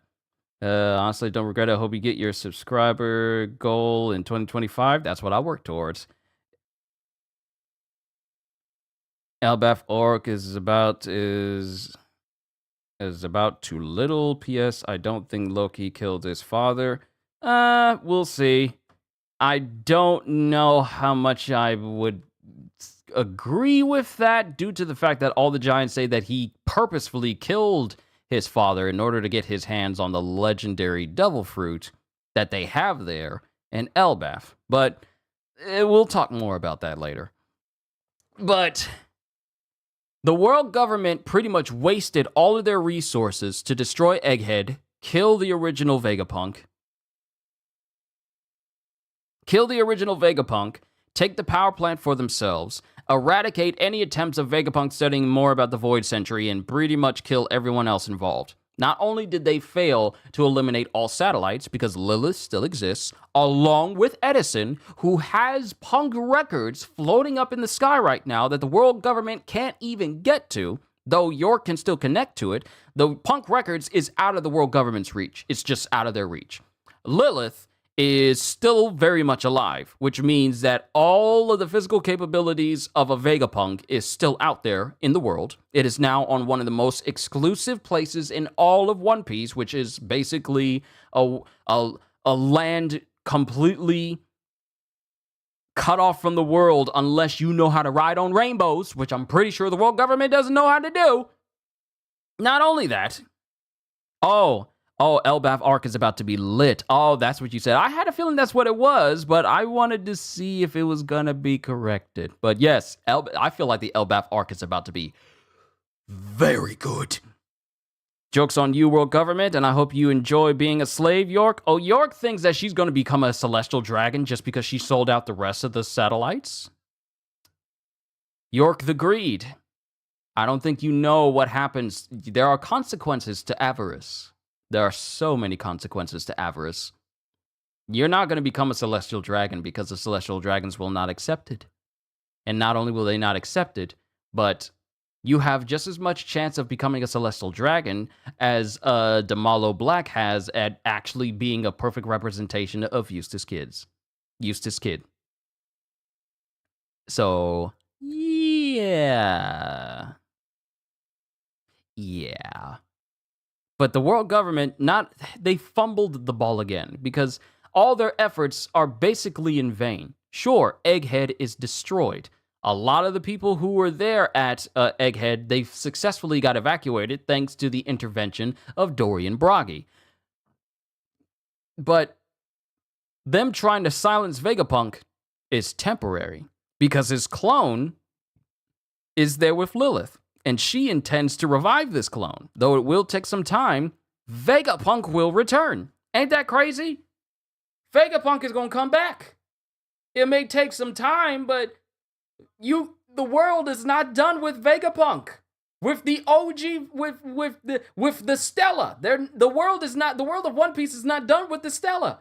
So all the world government's efforts of trying to eradicate him and keep him from learning too much, it has only reached a temporary slowdown, not a full stop. It's not the end of the chapter. The rest of the words just haven't been written yet for Vegapunk. It's not over. So they not only wasted so much manpower, but in their efforts, they lost an elder.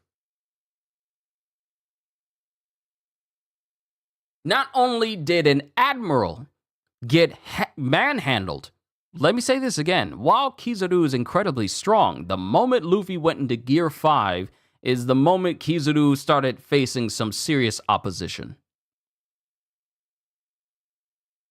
So not only that, they lost an elder. All of their people got knocked out because of Joy Boy's haki, which allowed everyone else to escape. And because of that incompetence and that loss, Im-sama ripped away the immortality from Saturn, and an elder was lost. So many ships were destroyed because of the giants. So many people got bodied because of the Mark III pacifistas. All for their efforts to be in vain because Vegapunk is still alive. The Stella's clone is still very much alive. It just needs to be revived. And the efforts to stop the message, while it was disrupted a little bit, Vegapunk's message gave such immense lore for One Piece. All of that was told to everyone around the world. You can't fabricate it. You can't say it was a lie. You can't say it's false. You can't falsify it. You can't do anything to it. It's already out there in the world. The world government, the Revolutionary Army heard this. Everyone from every country heard this. Even people who heard this and knew Vegapunk was all like, I knew Vegapunk, so there is some validity to this. People who are facing the consequences of what Vegapunk described know he's telling the truth because they're in the middle of it. The world government has failed to put a stop to this. They keep dropping the ball. The world government is not as infallible as it once was, because the moment everything about the world government started to go downhill the moment Luffy came into the picture. The moment he got his first bounty picture, when Captain Nezumi came in, after getting manhandled by Nami and everyone else, they started to go downhill the moment Luffy got involved basically anywhere. And now the world government keeps suffering loss after great loss after great loss after great fumble, L's all around. They haven't had a single W. They could think like, oh, we killed Vegapunk. Psych! We got a clone! Huh? What? They keep losing. But going back to this, Lilith intends to fix Kuma. So, that's great. I'm happy to hear that. Lilith is going to go out of her way to make sure that that Kuma gets back to normal. And when I tell you, when Kuma gets back to normal, and due to his actions, if I got any anime-only viewers, I need you to leave. I need you to leave because I want to say this. Are you gone? Okay, I gave you your window. After finding out that Kuma went out of his way to save everyone, that's the reason why he separated them. Because he knew they were going to be the ones to save the world. One of the most, if not the most, benevolent individual in all of One Piece. Do you understand just how great of an ally the Straw Hats are going to have when Kuma's back to normal? Do you realize that I said this during my reaction. This is literally like, you ain't never had a friend, never had a friend. You ain't never had a friend, never had a friend. You ain't never had a friend like me. This is Kuma. The Straw Hat, and mind you, given Kuma's history with Nika and how important the name of Nika is to his heritage as a buccaneer, you can't tell me that having Kuma in their corner when they need it? This dude has one of the most busted types of devil fruits out there. It's a paramecia type. But it's also capable of deflecting anything at all just by mere touch. Even if it's something that doesn't physically have a base, like fire, just rebounding it off. Imagine having someone like that on your side. And not only that, because of his connections to the Revolutionary Army is technically on your side even more now. Simply because not only is the Revolutionary Army linked to Luffy because of its leader, it's linked to Luffy because of its chief of staff. And now it's be linked to Luffy again because of Kuma's connection to Luffy and Luffy's Nika form, which is connected to the heritage of Kuma. Not only that, when you think about it, Luffy is good with all the higher-ups of the Revolutionary Army, except for Dragon, because Dragon really doesn't do anything towards Luffy in a beneficial way, except for the one time he stopped Smoker in Logtown.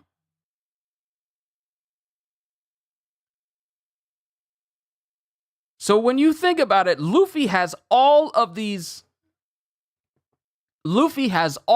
high-ranking individuals, the top dogs, the OG founders of the Revolutionary Army, and they have all stepped in.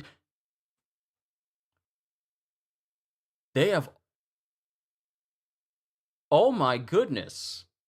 The Revolutionary Army is connected to Luffy more than I thought, because all founding members of the Revolutionary Army have stepped in to save Luffy in some capacity.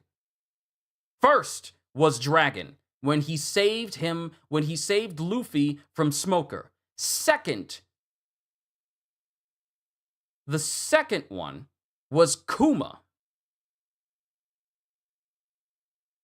The second one was Kuma when he separated all of them because he saw them as the one that would save the world. He separated them to save them on purpose. That was the second one. The third one was Ivankov when Luffy was affected by Magellan's poison and Ivankov saved Luffy. Even though it reduced some years off of Luffy's life, every founding member of the Revolutionary Army has saved Luffy's life.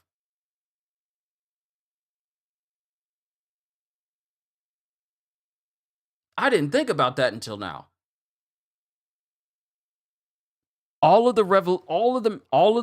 Every founding member of the Revolutionary Army, all three of them have all saved Luffy.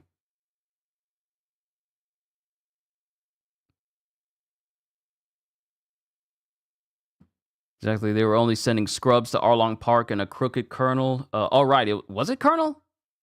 Was it Colonel? So they were taking L's, then Luffy just escalated it. Kuma did say he wished he could fight alongside Dragon one more time. This could be the build-up to that. All right, I'm going to ask the question. Do you think we'll see anything from Dragon this arc? Not necessarily come to Elbap, but I mean, we see him make a move with a rebellion against the world government. He did say that with people possibly being put into a panic because of Vegapunk's message, they'll probably have to be more proactive. They'll probably have to start moving in when the world starts going all topsy-turvy. We'll probably have to step in. We probably need to make a lot more moves now.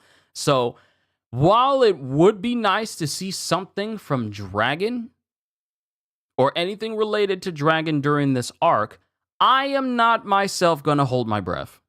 The day of reckoning is coming, world government. I don't think they're ready unless Imu is like Madara or forbid Kaguya. The moment Kaguya Otsutsuki got included in Naruto is when things started to kind of go off the rails. It probably should have stopped with Madara, but then we got Kaguya for some reason and the concept of aliens in Naruto. So it just kind of... So there's that. So let's just stop it at Madara. He was a colonel, but not from Navy HQ. So he was a colonel from someplace else, but he wasn't Navy affiliated. I think we'll see it post Elbaf. We'll probably see something Dragon related post Elbaf, but not in Elbaf, because what happens at the end of this chapter is probably going to spur on so many different theories. So let's keep going. Let's keep going. How long have I been going for? It says an hour, but I feel like it could be getting close to some more. Let's be going. I just want more. Mihawk, is that too much to ask? Like, he was a colonel, like the intermediate time between arcs. Yeah, like the time in between arcs, or maybe directly in the arc for a little bit, and then we cut to something else completely different. And not for something completely different. Unfortunately, Kishimoto did a butt pull with that one. Yeah, the Kaguya Otsutsuki addition to the story was definitely something. I'm looking at those volumes right now. I've had those Naruto volumes up there for years. One day I'll read back through them again. But, we'll see. Nearly 2 hours, like an hour and 58 minutes. Oh, not long at all. Naruto has a lot of problems. Boruto has a lot of problems. I want to say the inclusion of Kaguya Otsutsuki going forward was where things felt like it was extra. And then Boruto just took everything that we love about Naruto and tried to sideline it to make us like the newer generation. Which, to me, doesn't feel as appealing as the previous generation. That's just my opinion with Boruto. If you like Boruto, hey, more power to you. But it just feels... It feels like this newer generation for Boruto is not as cool and as aspiring to look towards than Naruto and his generation. Like, you can look at Rock Lee. Yeah, I wanna. You can look at Rock Lee and be all like, yeah, I would much prefer to pattern off of Rock Lee than Metal Lee. Even before Kaguya, Naruto had some issues. Kaguya is Raditz, and then Boruto became Dragon Ball Z. All the Kaguya peoples are pulling up. Boruto screwed up once they nerfed Naruto and Sasuke. See, here's my thing. This is just a short tangent with Naruto. Naruto was fine. Naruto was fine until Kaguya. That's my honest opinion. It should have been the end at Kaguya. It should have been the end before Kaguya showed up. It should have been the end at Madara. It should have been the end there. But then we got Kaguya, and they introduced aliens, and then apparently we have this all-powerful supreme being out there who's the original, who's a person that has reached enlightenment and is one of the most powerful beings in all of Naruto, even more powerful than the Sage of Six Paths. And I'm like, where did all this come from? Kurama is back, but in Naruto's daughter now. Hinawari? She has Kurama inside her now? She's the Nine-Tails Jinchuriki? Hinawari is the Ninetales Jinchuriki?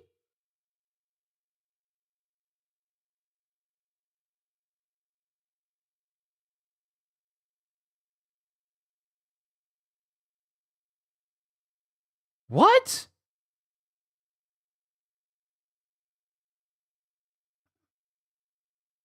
Naruto beat a Chunin in episode 1, but still needs to take the Chunin exam. Yes, because Naruto is also partially stupid. And there's also protocol as well. He may have beat a Chunin in episode 1, but I ain't hear no bell. It don't count. That still only counts as 1. Naruto and Hinata still sealed and trapped away? Right. You know what? We'll save this Naruto talk for a little bit later because we still need to move through this chapter. We're not even halfway through these pages yet because there are some things we definitely need to talk about in this chapter. Let's keep going. So, Vegapunk intends to revive... Lilith intends to revive her clone of the Stella Vegapunk and also heal Kuma. And then Saul goes, "If you're really Vegapunk, then I'm delighted to see you again after 20 long years, but I can't wrap my head around it. Why are you a woman?" Oh, who cares? I can explain later. Because, it's not really important right now. Also, one thing. Did Saul ever have his mustache linked to his beard in braids before? I don't remember them being braids. I thought it was just trademarked, like, big, bushy beard.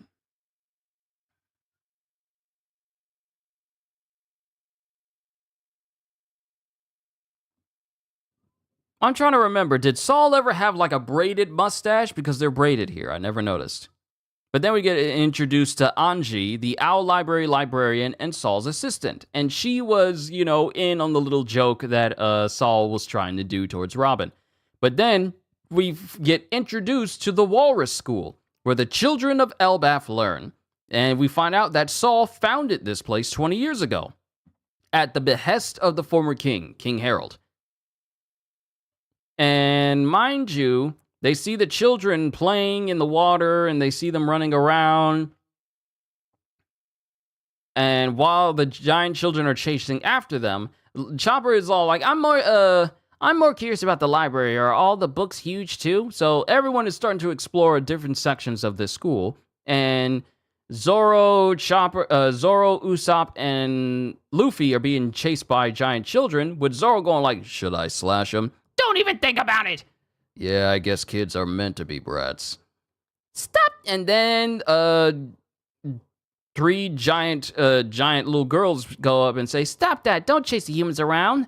They're such wimps. And then we come to find out that Elbaf, once seen, my bad, this is One Piece time, and no, Saul didn't have a braided mustache. Okay, I thought so as well. Also, you're fine, Ozzy, don't worry about it. It's okay for us to have these tangents. It's perfectly fine. But we find out that Elbaf is no longer the land where every single person is turned into a warrior.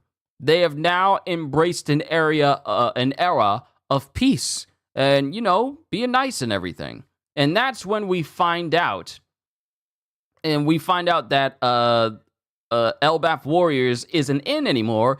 And we get introduced to the mommy of this Elbaf, of this arc.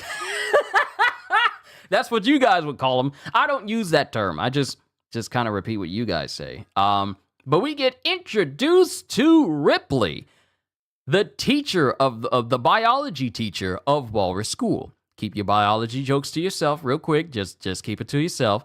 But we get introduced to her, and Luffy is just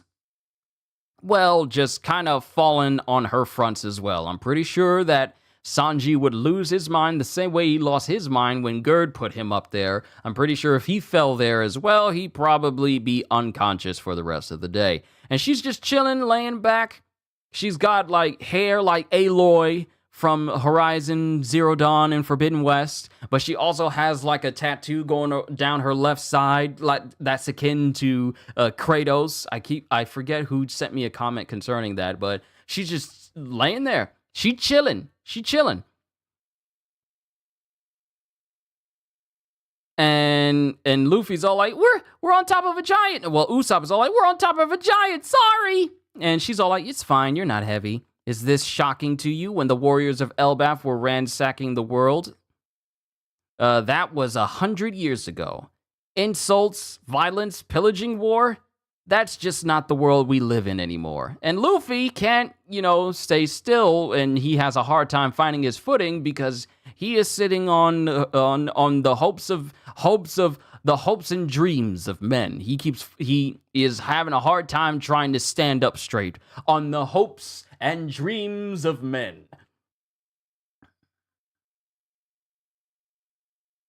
I don't know if that's a good thing. That just makes them a target of the world government since they love attacking weak countries. Mind you, Elbaf is definitely not weak. You still got warriors. It's just not a nation that engages in continuing with warmongering. You still got warriors. You still got Dorian Bragi, who stand on business. You still got Harudin, who stands on business. You got Ripley. She's from that generation as well, of warriors as well. So she knows. You still got people in Elbaf. It's just not taught to the newer generation. It's no longer encouraged for the newer generation. But the OGs, nah, if you say it's time to fight, I'm pretty sure they'd fight too. Good thing Sanji isn't here. He would probably bleed to death all over Ripley. He'd probably have a hard time trying to decide between resting on Gerd and resting on Ripley. That would probably be a hard thing for him. But yeah, we find out that Elbaf is no longer a land where it's encouraged to be a big old warrior anymore. And she now knows that it's the Straw Hat crew that's there. And she goes, let's see. The great King Harold once said, "Don't fight other countries, trade with them." He got into many arguments with the village chiefs and their traditions. And we see a parallel between King Harold and King Riku from Dressrosa, because he's known as a peaceful king. And he wants to live a life of peace and have a nation of peace, and that's what the citizens want as well. So there's some parallels between Dressrosa and Elbaf with the ideology of their kings. They're real kings, not one that swooped in and tried to take it for himself and then got beaten by a 19-year-old. But we find out about King Harold. He was a great king who tried to reform the country and was killed by his own son before his dreams could be realized. But the country refused to give his son the throne, and so Elbaf has no king now. It's a kingless nation. It's a nation that should have a king, but it doesn't have one. Makes you wonder why Harudin hasn't fulfilled that role of king since he is, King Harold's son. Loki is locked up and chained at the bottom of the Erd Tree. I got Elden Ring on the brain. I was about to say bottom of the Erd Tree. Bottom of the Erd Tree. Bottom of Elbaf. But Harudin is out there and moving. I'm pretty sure people would be more willing to have Harudin as a leader and as king than Loki. But then again, if he's not the king now, and this was an event that happened a long time ago, it begs the question, why isn't Harudin already the king? So there's a lot of questions about that, so we'll think about that later. Let's see. Oh, okay, history lesson over. Go and show them around the school, kids. And then Ripley is wondering, why aren't you in your white-haired form, Captain? I was looking forward to that. Oh, that's my free form. And they don't understand. People who question Luffy about his white-haired form, he just says, that's a form where I'm most free, which explains nothing. It's like Naruto trying to explain how it feels to do a jutsu to Konohamaru, where he says, you got to do it like whoosh, and then make it come out like boom, which is not how you teach someone anything at all.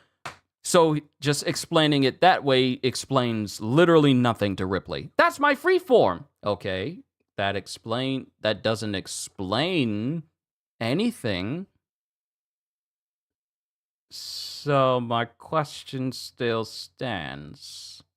So he didn't he didn't even answer the question. He just said what it was. He didn't said why he wasn't in that form now. He just said what it was. So I don't even think Luffy understood the question. There's a warrior who looks like that in Elbaf's mythology. Oh yeah? It made my heart race. We're the last generation of warriors here. So already, Nika is literally built into Elbaf history. It is part of their mythology. Think about that for a second. You have mythology, and the person who is from your mythology is standing right in front of you. It's no longer a myth. Your mythology is no longer a myth if that person exists right now. You might as well just call it history. And then we get back to Saul, who's in the library with Robin. Oh, so you've already heard most of the story. Basically, I fled for my life and managed to get here to Elbaf. But I couldn't help but worry about the books. I couldn't worry about the books those scholars gave their lives to protect. So I asked Hardudine's crew to take me back to Ohada. When I found all those tiny books clinging to life, I wept. And then they open up the door, and while they're walking, Robin's carrying a book with her, and Saul goes, "Come on in, Robin, but watch out for that book," as it all of a sudden expands and grows in, it expands in, all of a sudden, the book grows to a giant size. I gotta be very careful how I phrase that with Robin. The book suddenly goes giant and it falls in front of her. That's so much safer. The book grows and falls in front of her, and it's now been gigantified. There is she. Ain't it something? All these books are now giant size. Every book you bring in here turns huge. This is the wondrous Owl Library. In here you'll find all the texts that Ohada protected 22 years ago. We searched all over the island to find every last one. You can check. They're all here. And mind you, Bonnie is all like, "Ooh!" And Chopper's here, Lilith is here, and Robin is pretty much slumped in front of this book as she's just thinking back to when she first met Professor Clover. This is the world's best library. You like books? I can't believe I finally get to show this to you. And Robin's eyes just swell up with tears because everything that her friends and family fought so hard to protect, it's still here. It still exists. The memories of Ohada not only live on, but they live on fully intact. The world government did nothing. Though they may have killed people to keep it silent, books can, when you think about it, books are never silent. They're only quiet when they're closed. When you open them, they can be as loud as they want to be. And the voices of Ohada are all throughout this entire library. And she can only smile. Let me see. Wow, it's crazy. We have at least 3 giants that are 63. If I had a nickel for every time I found a giant in One Piece with 63, I'd have 3 nickels, which isn't a lot, but it's crazy. It happened twice. All right, mon dieu. You who would benefit from that library, that dude from Big Mom's crew, the one that could control books with his devil fruit? Yeah, mon dieu. Yeah, what's up with that? You have another prince who can sit on the throne. I'm pretty sure there's a reason behind that. Plus, Harudine is like 81, while Loki is the same age as Goldberg. True, so Harudine is older than Loki. So, by right, he should be the one to take the throne. Being the eldest. But I'm pretty sure there's a reason for that. Hold on a second, everybody.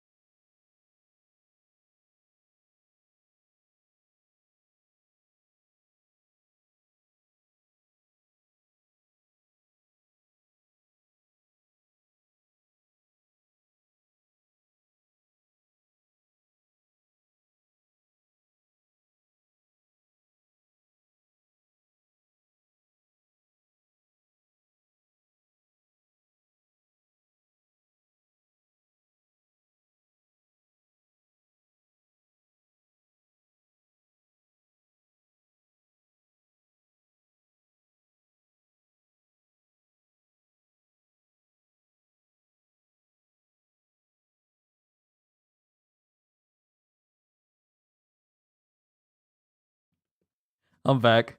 My sister was talking to me. Food. But let me see here. Yeah, Mondur is the one that has the devil fruit power that can manipulate books. But Robin is here in this room and she just sees everything from Ohara still here. Imagine seeing your whole home burn. And you know you got so much stuff in there. So much information. An entire giant tree that doubles as one of the world's biggest libraries. Full of information. And you see it on fire. 22 years later, you find out that everything from that place has been saved, stored, and kept safe in Elbaf, and it's in a place for you to enjoy and read for yourself. It's like you never lost it. But now we get back to the underworld, where Loki is speaking to someone on a Denden Mushi. Now, mind you, for Loki, this Denden Mushi is actually gigantic. Because it may be small in comparison to Loki, but for a normal person, it might as well be the size of a small house. That's how big this particular Denden Mushi is. And Loki is speaking to someone on the other side. Ah, yes, you're almost as bored as me. Am I bothering you? Nah, I could use a conversation partner, and I've got all the time in the world. Are you still traumatized by that experience you were telling me about? I am. Even now, the memory makes me tremble uncontrollably. Snow Transponder Snail. Cold resistant speech recognition type. Hurts me to hear it too. I've never met you nor seen you, but through some twist of fate. Once again, fate coming in as a theme for this story. We've long been friends. If I were there in your place, I'd have razed it to the ground and killed them all instead. So, needless to say, Loki has issues. I wasn't hoping for that much. And that's why you're so weak, Shaggy. Or Mosa. Listen, you don't want to let these fools get away. You put them down for good, or they'll come back for revenge. Why, thank you. What? I've realized recently that those fearsome words of yours hide your kindness. Don't make me sick. How dare you suggest such a thing? I'll not have you sassing me like that. Me? Kind? Never say that again. Please, don't shout. Shut up. Just you wait until I get these chains off, Musa. And then we cut back, and this is a very important. Let me lip my lips so I can be chapped, so I can say this fully with my whole mouth, so I can enunciate every single word completely. We get back to the Western Village, and everyone's celebrating, and they're laughing, and they're drinking, and then we get a sudden burst of black lightning that hits the castle in the topmost corner of Elbaf. And while Dory and Bragi are singing and drinking and enjoying themselves, we cut to an inside chamber. Where two individuals have apparently been teleported into this inner chamber of this castle, in a circle that in like this sigil circle that looks eerily similar to the ones the five elders used to teleport to Egghead itself. And we get these hooded individuals. One looks to be possibly a woman, or maybe a dude with very long eyelashes with a covered up bandaged face, and we only see one of their eyes, and another person that looks eerily similar to Shanks, the way Shanks did when he was talking to the five elders with his hood up. So now comes the theories of who this person might be. Now, I'm just going to go ahead and say this right now. I don't delve into scans, nor am I interested in any way to any early scans that have been found in Japan and then posted on the internet. I could care less about scans because we do not do spoilers here. But there are so many questions as to why this person looks like Shanks. And for these two individuals to be teleported in the midst of Elbaf. Mind you, this is the Sun World. This is where all the giants are, and they just get teleported inside this building. So for me, I know for a fact that this isn't Shanks. Because if it was, you would show the whole face and not the side of where the scars would be opposite. You know, the bare side.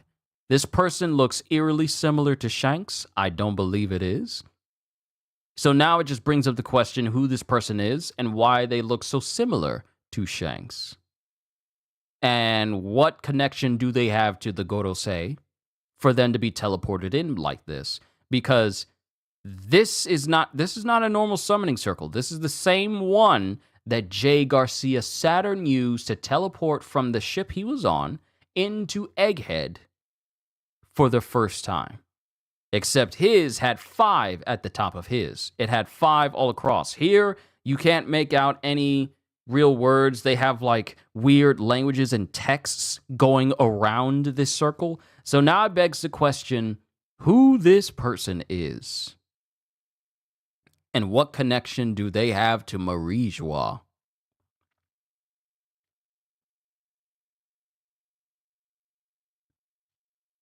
It's about to go from good to worse. We're skipping bad. Oh, yeah.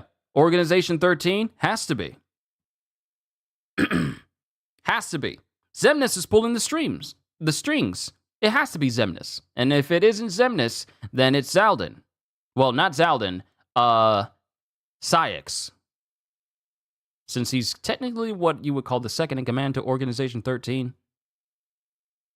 But it's got to be Xemnas.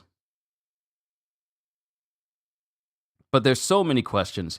And we all know that Shanks doesn't hide his face. Well, at least we know now. Let's see. It's hyped. And I understand you not particularly liking this holster because it begs the question of like, oh no, Shanks has an evil twin. We don't know if that's real yet, but it does carry a lot of theories, a lot of assumptions, and a lot of questions about why this person looks like Shanks. Because we all know this isn't Shanks. He's gone. He already left Elbaf a long time ago. So there's so many questions. And also, I feel like the moment the Gorosei spoke to Shanks in their chamber,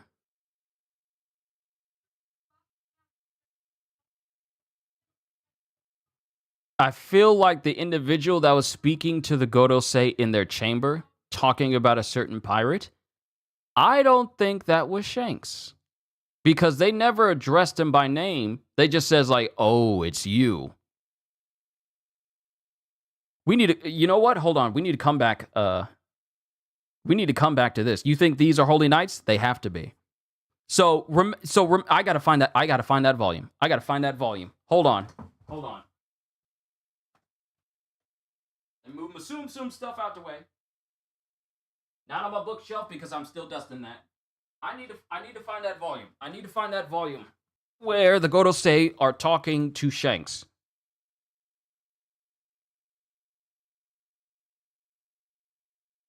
Pardon me while I pull this page up. It's probably going to cause things to skip just a little bit. Which chapter was this? Let me see.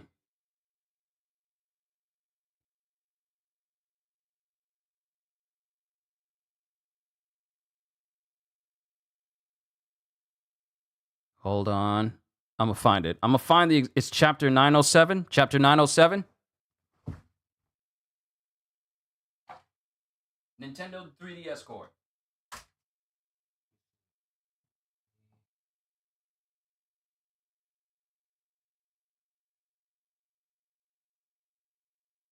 Okay, not this volume. That's in the 500s.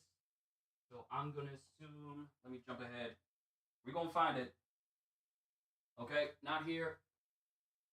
All right, let's go a little bit further. Volume 84. Nope. Further. You gotta go further a little bit more. Go to volume 89. Nope. One more. Volume 90. We are in volume 90. Oh, perfect. This is the Reverie volume.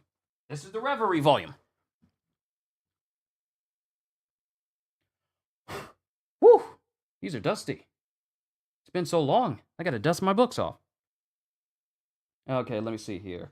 907, The Empty Throne.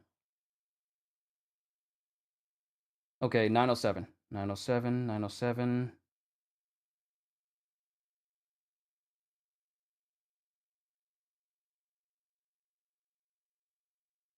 Hold on, 906. Okay, 907, The Empty Throne.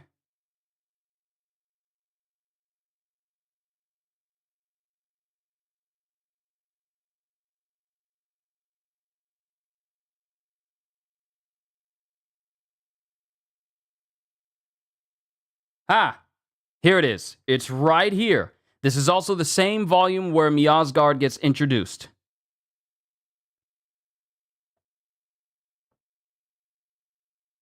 It's volume 90, Q. I grabbed it already. I got it. So this is when Saint Don Quixote Miasgard gets introduced, and then we cut to the Hall of Power Pangaea Castle. And the 5 elders are speaking to this person, and they go, "What do you want? Why would you come all this way? This is the Reverie. Given your standing, you should have nothing to do with politics. We only arrange this time on your requests." And this person says, "I appreciate that."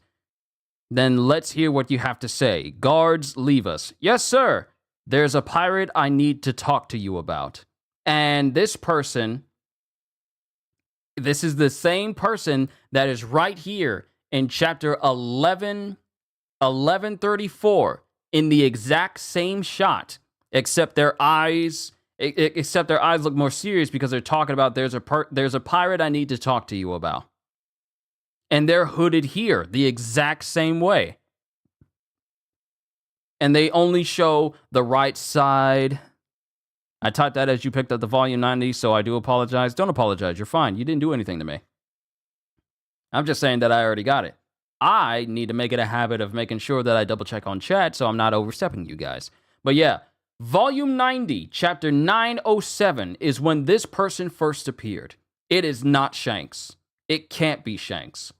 Because this person is right back here in Elbaf. So now it begs the question as to who this person is and their relation to the Gorosei. Because if it was Shanks, the wording here is very specific. They avoid saying anything about being related to the emperors, but they do speak of given your standing, you should have nothing to do with politics. So obviously this person has a high standing. Why would you come all this way? Doesn't necessarily mean why would you come all this way to see.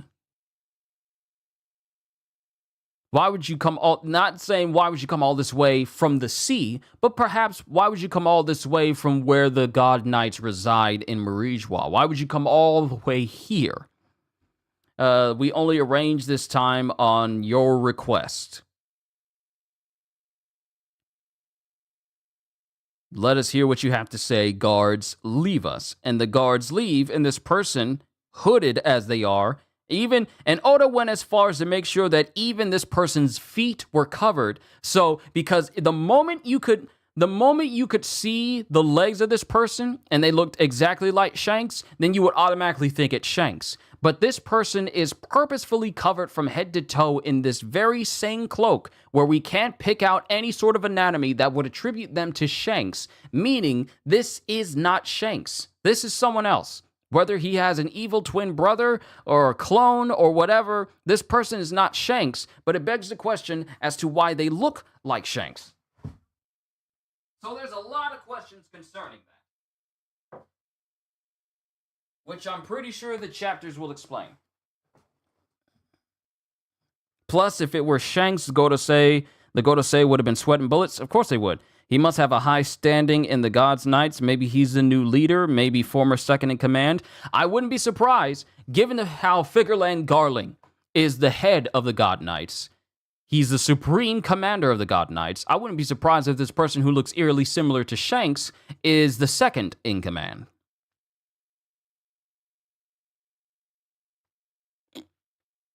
So, while there's a lot of questions concerning who this person is, I think the far more important question is, why are these people here in Elbaf in the first place? We just had a wonderful, tearjerker moment with Robin and Saul in the previous chapter. Now, we're just getting a preview. Oda and his misdirection, love it. Yeah, I love it too, because we all automatically thought this was Shanks the moment he showed up. Especially if you watch the anime, and this person had the exact same voice as Shanks, and looked like Shanks, but you never saw the rest of their body, because the moment you saw them hairy legs with sandals on, it's Shanks. You would have automatically known it was Shanks, but you don't see that. They're just covered head to toe in a cloak, which means, okay, why are you covering their whole body? You couldn't show his body entirely. What for? Seems a little bit odd. Which brings the reason that one, this isn't Shanks, and also who is this person that looks like Shanks? But the most important question is why they are here in Elbaf in the first place. What is in Elbaf that would require these two individuals that look like they were summoned, teleported to this place by the Gorosei, or someone who has teleportation abilities? Why are they here?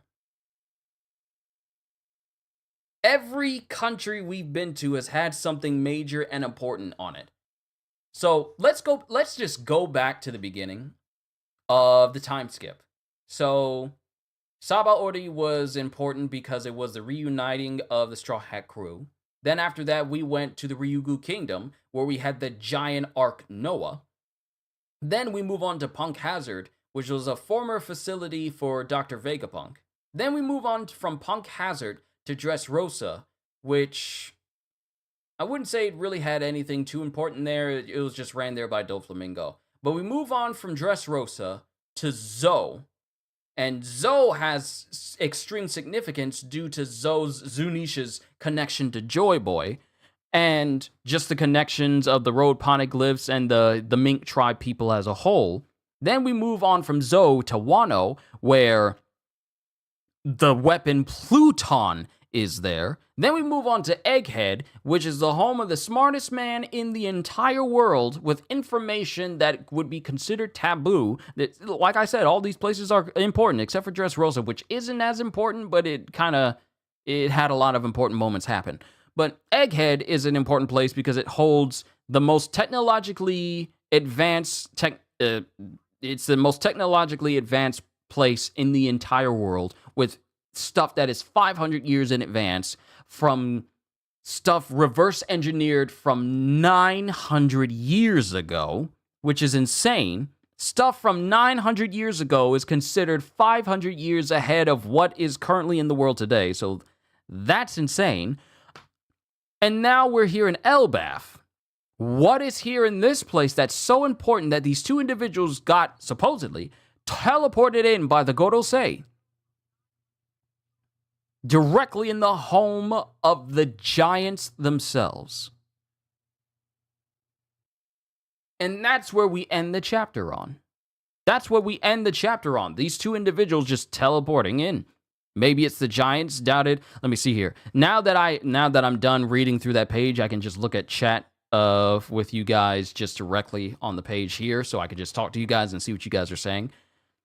You must have a high standing in the God's life. Man, Owen is Mr. and love it. Exactly. Robin needs to be protected. She's definitely a target. Oh, it's going to be a concern if they try to get to Robin again.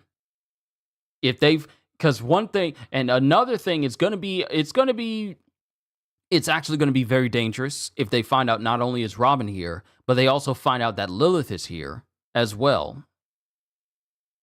Finding out that a Vegapunk still exists, it'll complicate things. So, like Ozzy said, things have just gone from good to worse, and we're skipping bad.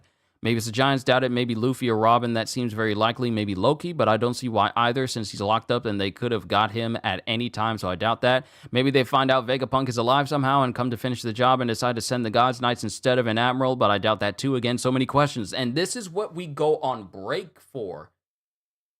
This is what we went on break for. Moments like this where we're just wondering, what exactly is going on?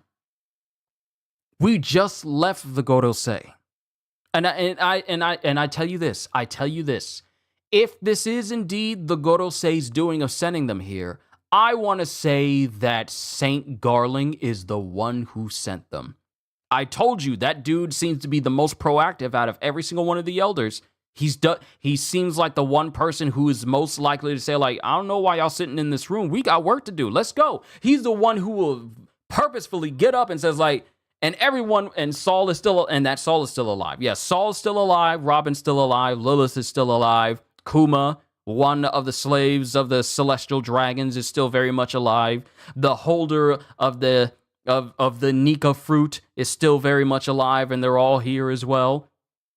There's a lot of important people here in Elbaf right now that are of great import to the world government, either due to their previous connections to them or the relevance they have against them. There's a lot of important people against the world, important against the world government on right now.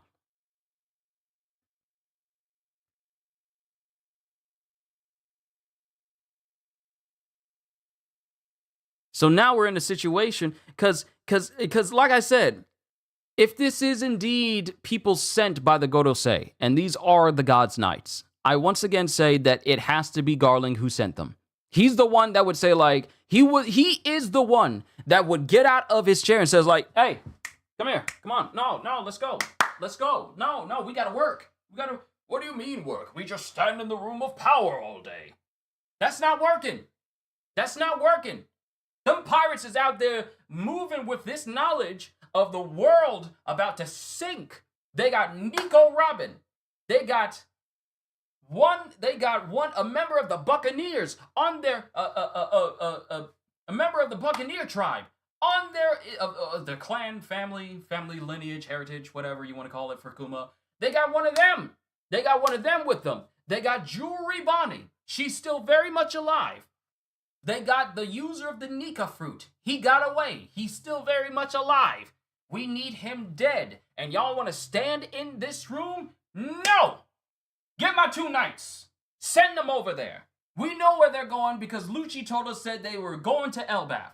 So let's send my knights over there to take care of this problem. Y'all can stand in this room all you want to, but I ain't here to sit on business. I'm here to stand on business. And we are here to eradicate that which stands in our way. Y'all can just stand here and stand in this room and talk and stand in one spot for several hundred chapters at a time, but I'm here to work. And I'm not waiting on y'all to send my people over later when we can send them now. We need them there now. The Garling takes me as that type of person who would say, I'm not waiting anymore.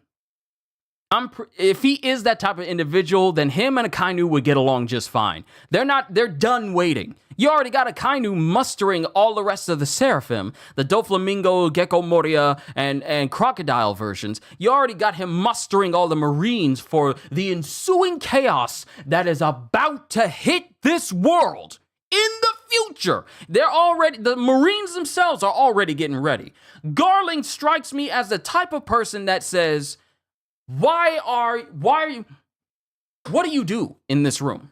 What do you do? He would be the one questioning why they're not out there doing stuff. Garling strikes me as the type of individual that would question the Gorosei as to why things aren't not getting done quicker. And that's what makes him the most terrifying out of everyone. Because this dude knows what it means to work above this. He knows what it means to put people to the sword right then. No, and I'm not trying to disrespect, like, Nusjuro, because they all did stuff, but they were pushed to that point. They were all pushed to that point because they thought they had no other choice. But Garling strikes me as a person that's like, okay, I'm not the type of individual that's going to sit around and talk about stuff that needs to be done. I'm the one that does it. It's just like Vigo was describing John Wick. John wasn't exactly the boogeyman. He was the one he was the one you sent to kill the flippin' boogeyman. Garling is that person. He's not the one. He's not the boogeyman. He's the one you send to kill the boogeyman. He's not the one to talk about business. He's the one that conducts business. That just from his overall introduction, after finding out he's the one who killed Miasgard and executed him, and then him just strolling in with a business suit, we saw him with his regular getup on first. Just sitting up, chilling, looking like the McDonald's Moon Man from the 90s, just chilling with his shades on. Disgusting Miasgard for just conversating with fishmen who are lower than trash. We got a good view of what his mental disposition is just from that sentence. Then, later on, we see him just walking into the room of power. No introduction. No one telling him, no, you can't go in there. He just walked in there and just said like, hey, I'm here. This is my new spot now. I'm your new godhead of science and defense. And York is under my direct command now. Let's all move forward to bring about peace for a better world, my fellow elders. This man explained nothing and came in and sat down like that seat was his. This is the person who seems the most dangerous in the Gorosei to me. The moment Saturn died, Im-sama probably told him, hey, I'm getting rid of Saturn. You can go in and take his place. This is my direct command. And Garling didn't flinch. He took off his celestial dragon clothes, put on a nice business suit, and said, I'm here to work. So let's make sure we work, my fellow elders. This dude said, y'all wasting time. I have better things to do. He took command of his position instantly. It wasn't no sheepish like, let me just feel this out. Let me get used to this. No, he said like, he sat down, crossed his arms, and says like, let's proceed forward for the betterment of this future, my fellow elders. And like he been there longer than everybody else. This is the person I fear from the Gorosei the most. We've seen all the devil fruit forms from like the Gorosei and their capabilities, all capable of using Conqueror's Haki. I'm terrified of what Garling can do. If he's a type that doesn't have a devil fruit and he just has pure strength, that makes him even more terrifying. If he's the only member of the Gorosei that doesn't have a devil fruit power and he's just as strong, that gives me even more reason to fear him. So now I'm just wondering why these two people are here. And if Garling sent them, then it would make sense. Because this doesn't sound like something that Nusjuro, Jupiter, Mercury, Mars, Mercury. It doesn't sound like anything these dudes would do on purpose. This reeks of Garling because he just seems like the type of person that would send people in right then, right now. There's nothing more dangerous than a man with purpose and a proactive Gorosei member. There is nothing more terrifying. Because as long as we've known the Gorosei, they've never left Marijois. It wasn't until the events of Egghead that we had one finally leave, which was an event in and of itself. Then we see them that they all have powers, which was mind-blowing. Then, at the end of it all, we see one die. And in that same instance, Garling takes that elder's place. I'm saying it again, I'm calling it. Garling's the one who sent them. Garling is the one who sent them, and he's the one making the first move. He's not waiting. I'm calling it right here. What time is it? 2:47. 2:47 on the last day of 2024. Garling sent them, and he's already making moves to push things forward for the Gorosei and Marijois and the Celestial Dragons as a whole.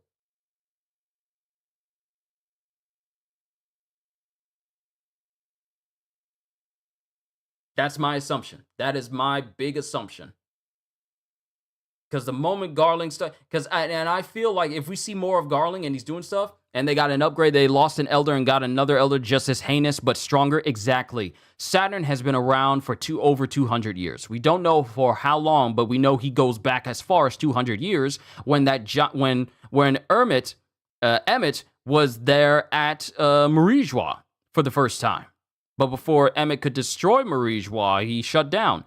Saturn was around 200 years ago. But we don't know how long Garling has been around. But he's clearly been around. He's young. Because he was young during the events of the God Valley incident. He was young then. And now he's much older now. But I doubt he's any less strong now than he was in his prime. If anything, this might be considered his prime because the old men in anime and manga are just straight busted. Whitebeard. Rayleigh, Sengoku, Garp. I'm terrified when this dude starts fighting.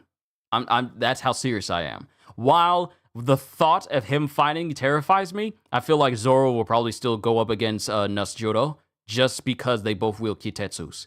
But the moment Garling starts actually doing stuff, and we see him doing stuff, this will just confirm my suspicions. I'm making big assumptions here, and this is my theory.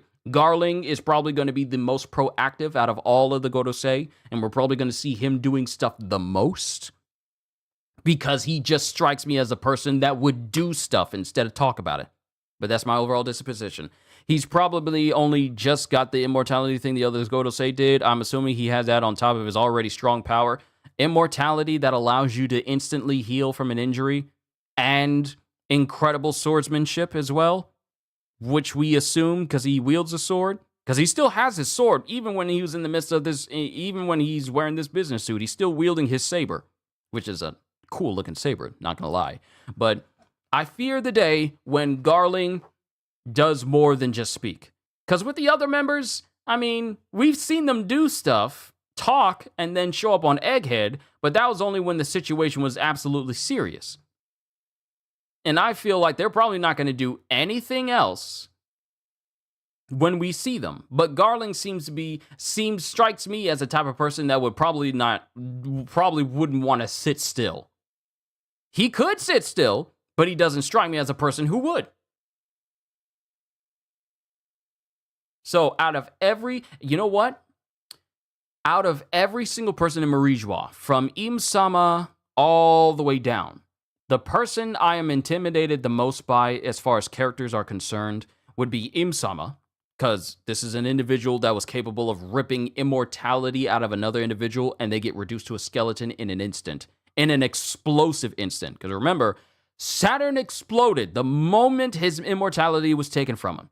He choked to death he literally had the life choked out of him as his immortality left him and then exploded.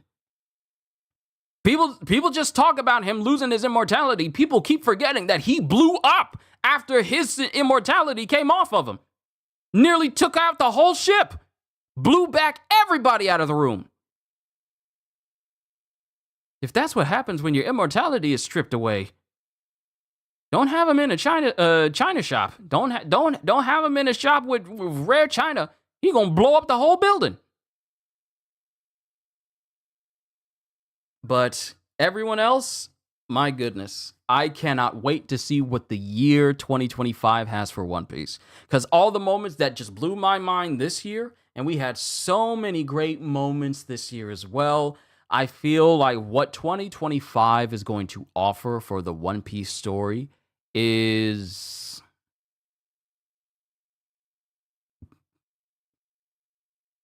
I can't wait to see what Oda does. Now, as I bring this to a close, because I've been talking for a hot minute, we're getting closer and closer to being almost like 3 hours long for this entire session. But I have thoroughly enjoyed One Piece this year. We've had the Egghead arc. We've already moved out of Wano. But we've had the Egghead arc. We're seeing the world progress beyond Egghead. We had Vegapunk's message. Luffy fighting the Gorosei and their supposed Zoan forms, even though it's never been formally called as such. Their abilities to use Haki, the most powerful display of Conqueror's Haki use ever in this series, which was not only enough to knock out everyone. You know, normally, Vice Admirals are capable of withstanding Conqueror's Haki when they get hit by it, but the Conqueror's Haki of Joy Boy was so potent that it knocked out every person. It knocked out every Vice Admiral, who is normally resistant to that. It's so potent it knocked out every rank-and-file soldier, and it knocked out all the Vice Admirals.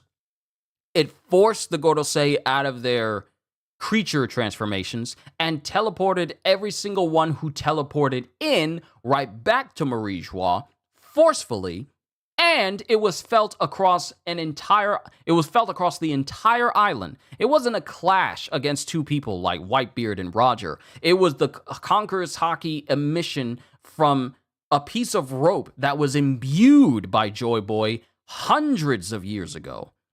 And it was potent enough to do all of that. Not only that, but it was felt across from Egghead all the way to Marie Joie and physically put Im-sama in pain just from feeling it. We had such wonderful moments shown throughout all of One Piece this year. And now we have this. And I want to say one of the biggest moments that happens during pretty much to leave off this entire year is Robin reuniting with Saul. I can't think of any gigantically titanic moment to cap off this year with than with Saul and Robin reuniting. But also those two individuals with one looking like Shanks just appearing. Like this is what you end the year on, with Robin and Saul reuniting and someone who looks like Shanks teleporting into the land of the giants all of a sudden. That's a cliffhanger for the rest of the year. Until we move into the next year in the next couple of days when the next chapter comes out. All in all, my experience with One Piece, this was even greater. I want to say this was just as good as Wano. Hold on, it's skipping a little bit. That was odd. I'm not skipping any frames. Okay, I get the hint. I get the hint. Okay, I had to double check. But overall, this has been a fantastic year for One Piece. Mind you, the anime doesn't return until April, so we're still on break for that. But what the Egghead arc is about to bring anime-only viewers, it's about to be fantastic. Oh, I can't wait. But as far as the manga is concerned, I'm gonna be honest. Should we get any breaks in January? I think I'm absolutely sure I'd be okay with it. And I'm pretty sure other people should be okay with it as well.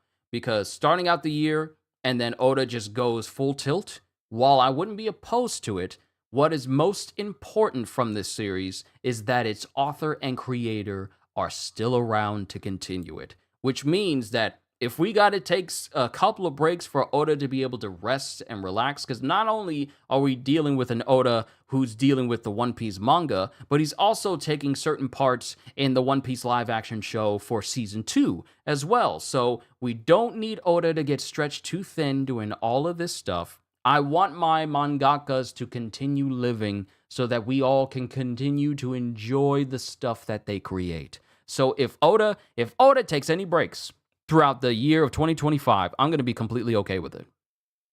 It doesn't matter how many breaks he takes. I'm going to say this now. It doesn't matter how many breaks he takes, as long as he's okay for all of them, so that he can keep living and we can keep enjoying One Piece. Not that I don't want to sound selfish when I say, like, I need him alive so I can enjoy One Piece, but you know, it's also important to take care of yourself as well.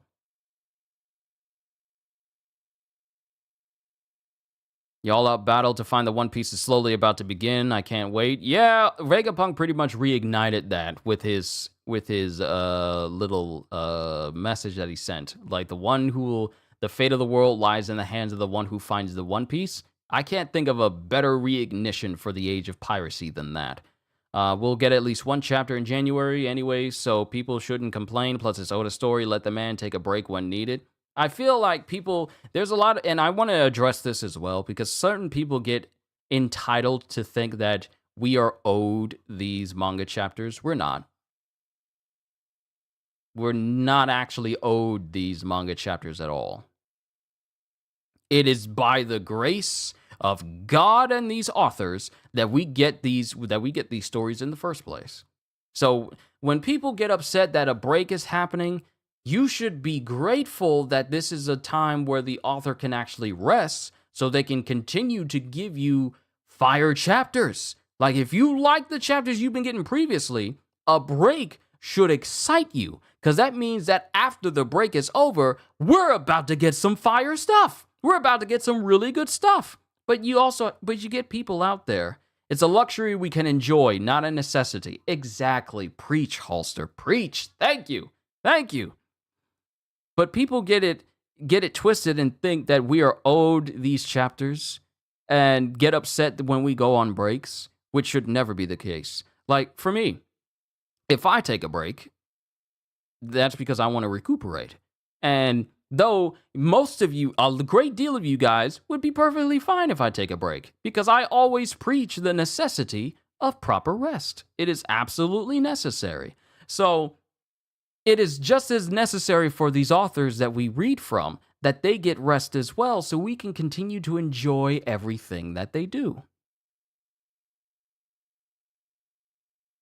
So it really should never be a moment where people are complaining about, like, we're going on another break again. Let the person rest. They don't live to give you a chapter every single week just so you can be satisfied to read a chapter every single week. They don't owe us that. So it's very important that people like Oda and who's the one who writes Sakamoto? Basically all the manga and all the series that I read, not just the manga, but the manhwa as well. Solo Leveling Ragnarok and The Beginning After the End. Every single author that we read from, even series that I don't cover on this channel, that goes to them as well, especially if they're still living. It is very important for them to get their rest so they can continue to give you their best stories, because there's nothing worse than trying to work when you're not at 100%, because then your work won't be. Some people are capable of doing it, and you can't tell until after the fact. Case in point, Chadwick Boseman. Dude did a phenomenal job playing all of his roles while he was dying. He was dying. Ashy, Happy New Year from Australia. Oh, thank you. Happy New Year to you as well, mate. Thank you. Appreciate it. Looking forward to a new year. Looking forward to 2025. But sorry, my accent is horrible, so please forgive me. I do accents all the time. I need to work on my dialect just a little bit. But it's very important for everybody to get rest, so that we all can continue to deliver our best. And this is something I want you guys to do as well. This is going to be my little New Year's introspective for all of you guys. Can't wait for the new MHA ending to be translated. Oh yeah. If you can wait a whole year for MHA to drop a new season of episodes, and you can wait, you can wait a few weeks for a One Piece chapter. You say it's terrible, but I know you like it. I know you like it. I know you want me to keep doing it. I'm gonna keep doing it. But seriously though, I will be listening to how the accent sounds so I can do it better. I know you like the accent. I'm gonna keep doing it. I'm gonna keep doing it because I know you like it. I know you do. I know you do. I'm messing with you. I am messing with you. Don't take it seriously. But can't wait for the new MHA to be translated officially. Yes, officially. I'm looking forward to that as well. But it's very important for everybody to get rest. So please, as we go into 2025, I want to make sure that everybody gets the proper rest you need. Don't stretch yourself too thin. Don't push it. It's okay. He does the same with the typical posh London accent. I know. Halster knows that I do these accents as well. He's from London. He's from the UK, not specifically from London, but he's from the UK, and he does the same thing when I'm doing like British accents as well. Is it good? Probably not to your average British person, but I like doing them, and it's endearing. But I don't mean any offense by it. I just mess with it. I just mess with the accents, and I do what an American person thinks Australian and British sounds like. That's what those accents are. They're not perfect. They definitely need work, but I have fun with them anyway. But it's all in good fun. It's all in good fun. I got nothing but respect for it. It's fun. I don't mind. Well, thank you. It's all in good fun. I don't do it to make fun, but I do it because, as a voice actor, I want to make sure that I do stuff differently. Let's see. Gun to your head. Name a Bow Wow song. Can't. But also, thank you for the super chat, though. I can't for the life of me name one. But I do appreciate the super chat. Thank you there, Ashy. And I hope you continue to enjoy your Happy New Year. I love when people try to copy other accents. I think it's funny. I think it's funny as well, especially when I try to do Indian accents, and I have Ravi come in, and I think it's Ravi who okays it. Like when I do different accents like this. When I do different accents like this, I do not think that Ravi gets too offended by me when I try to sound like Raj from Phineas and Ferb. But I do it. Do you have a favorite voice actor? Mark Hamill, Kevin Conroy, John DiMaggio, D. Bradley Baker, James Arnold Taylor, Tom Kane before his stroke, because Tom Kane before he retired, and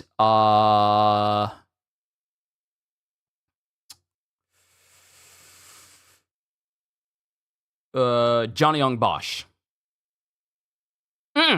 Wait, Johnny Young Bosch.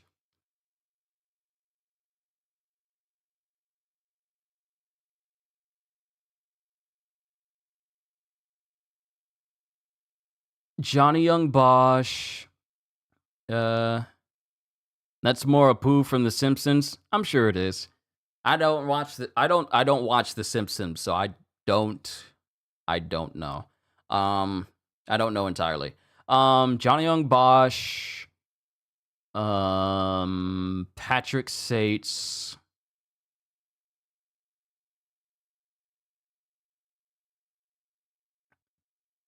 let's see, Colleen Clinkenbeard, let's see.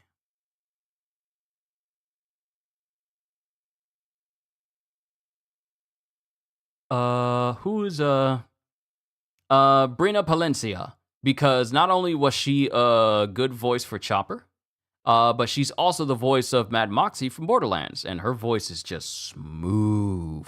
What is another one? Brittany Karbowski, she's a good one. She does a phenomenal Rimuru in That Time I Got Ing. Oh, what is his name? He's the dude that voices Ainzul Gone in. He voices Ainzul Gone in Overlord. I forget his name. I literally just heard his name before because I was watching Alicia and Taka 101 react to the Hellsing Abridged series, and his name came up quite a few times because he was the voice of Maxwell. Chris Sabat. Chris Sabat's definitely up there, and Sean Schemmel. He's definitely up there. Yuri Lowenthal, definitely Yuri Lowenthal. What is his name? What is his name? What is his name that does the voice for Madara? And he also does the voice for Yamamoto, but also the voice of Yuha as well. The guy is also the voice of Raiden in Mortal Kombat. So there's him. It's a long list. It is a long list. Christopher Guerrero.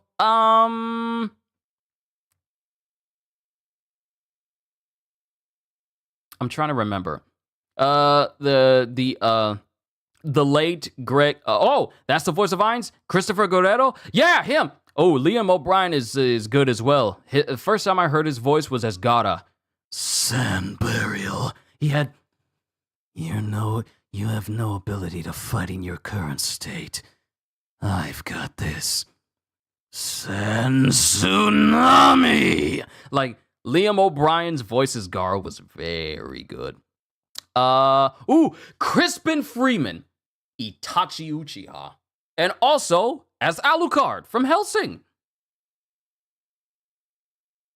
I got a long list. I can't go through all of them. I got a long list. I'm sorry. He is now Doctor Strange in Marvel Rivals. Yes. And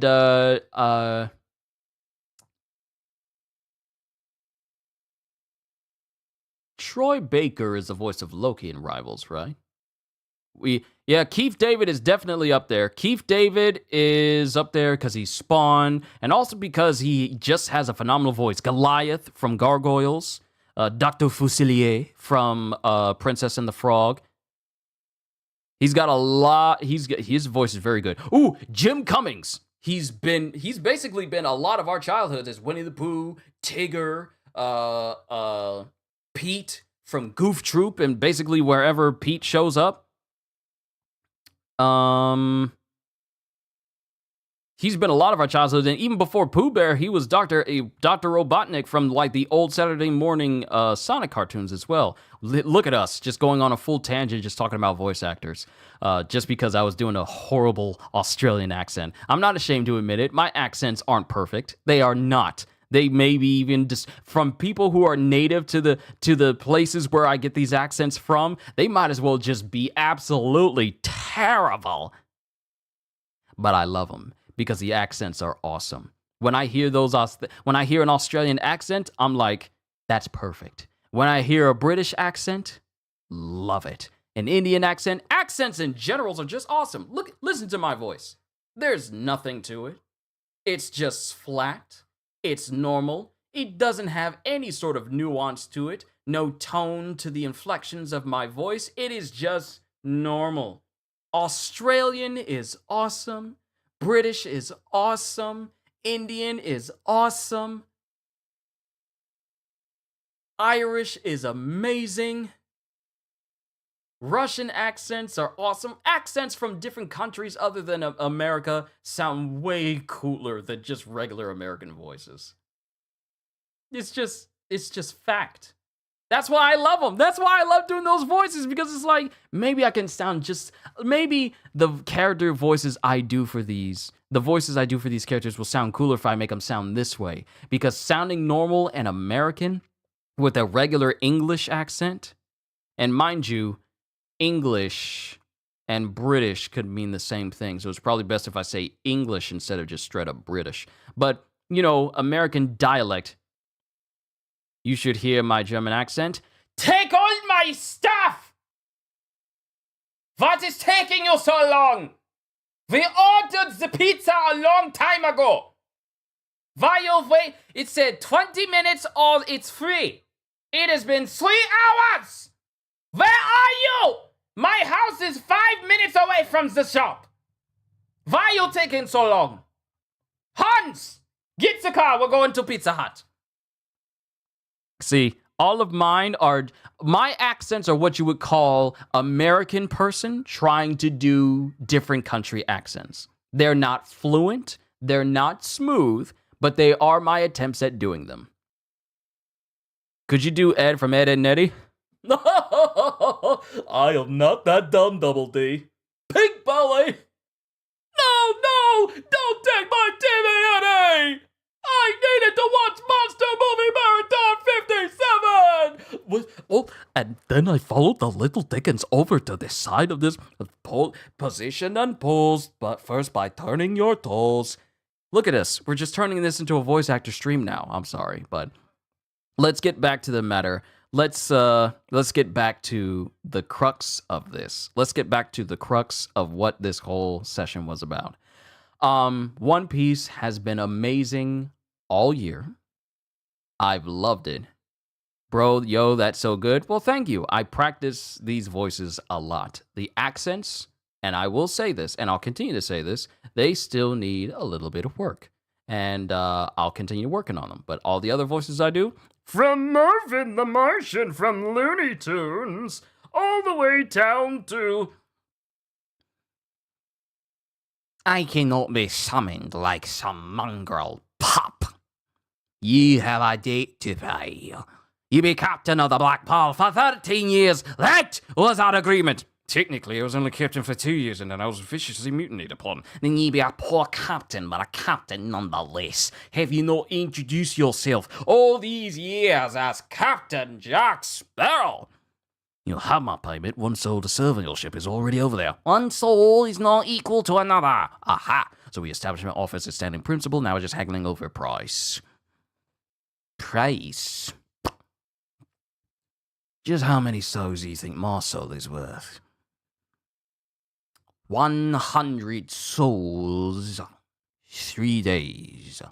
But, going back off of that, this was an amazing year for One Piece. I enjoyed every single chapter I've read today, and episodes that we got this year as well. Like I said, the anime doesn't come back until April, so I'm looking forward to April reactions for One Piece once again, because they're taking a big hiatus in order to prepare for the titanic things we're about to see animated. And as far as the manga goes, I am definitely looking forward to what Oda has in store for us for a whole brand new year. But I've spent more than enough time with you guys.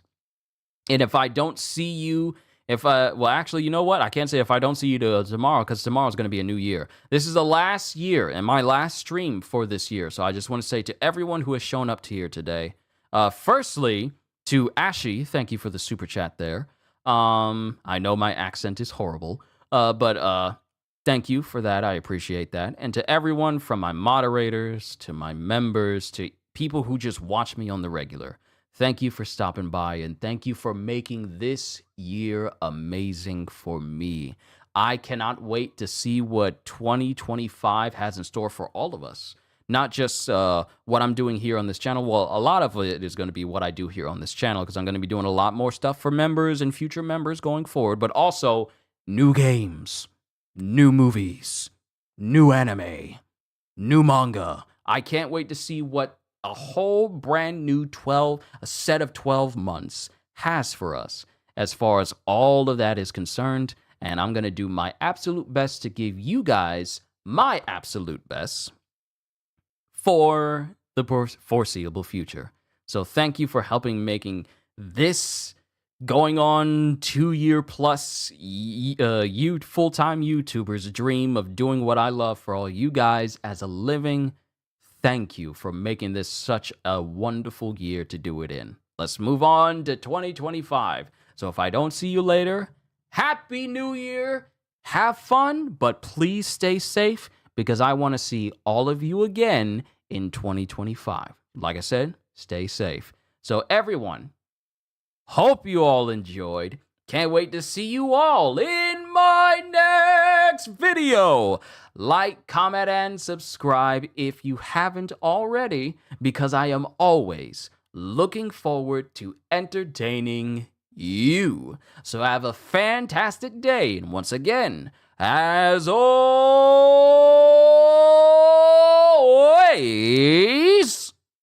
Happy New Year and later, peoples!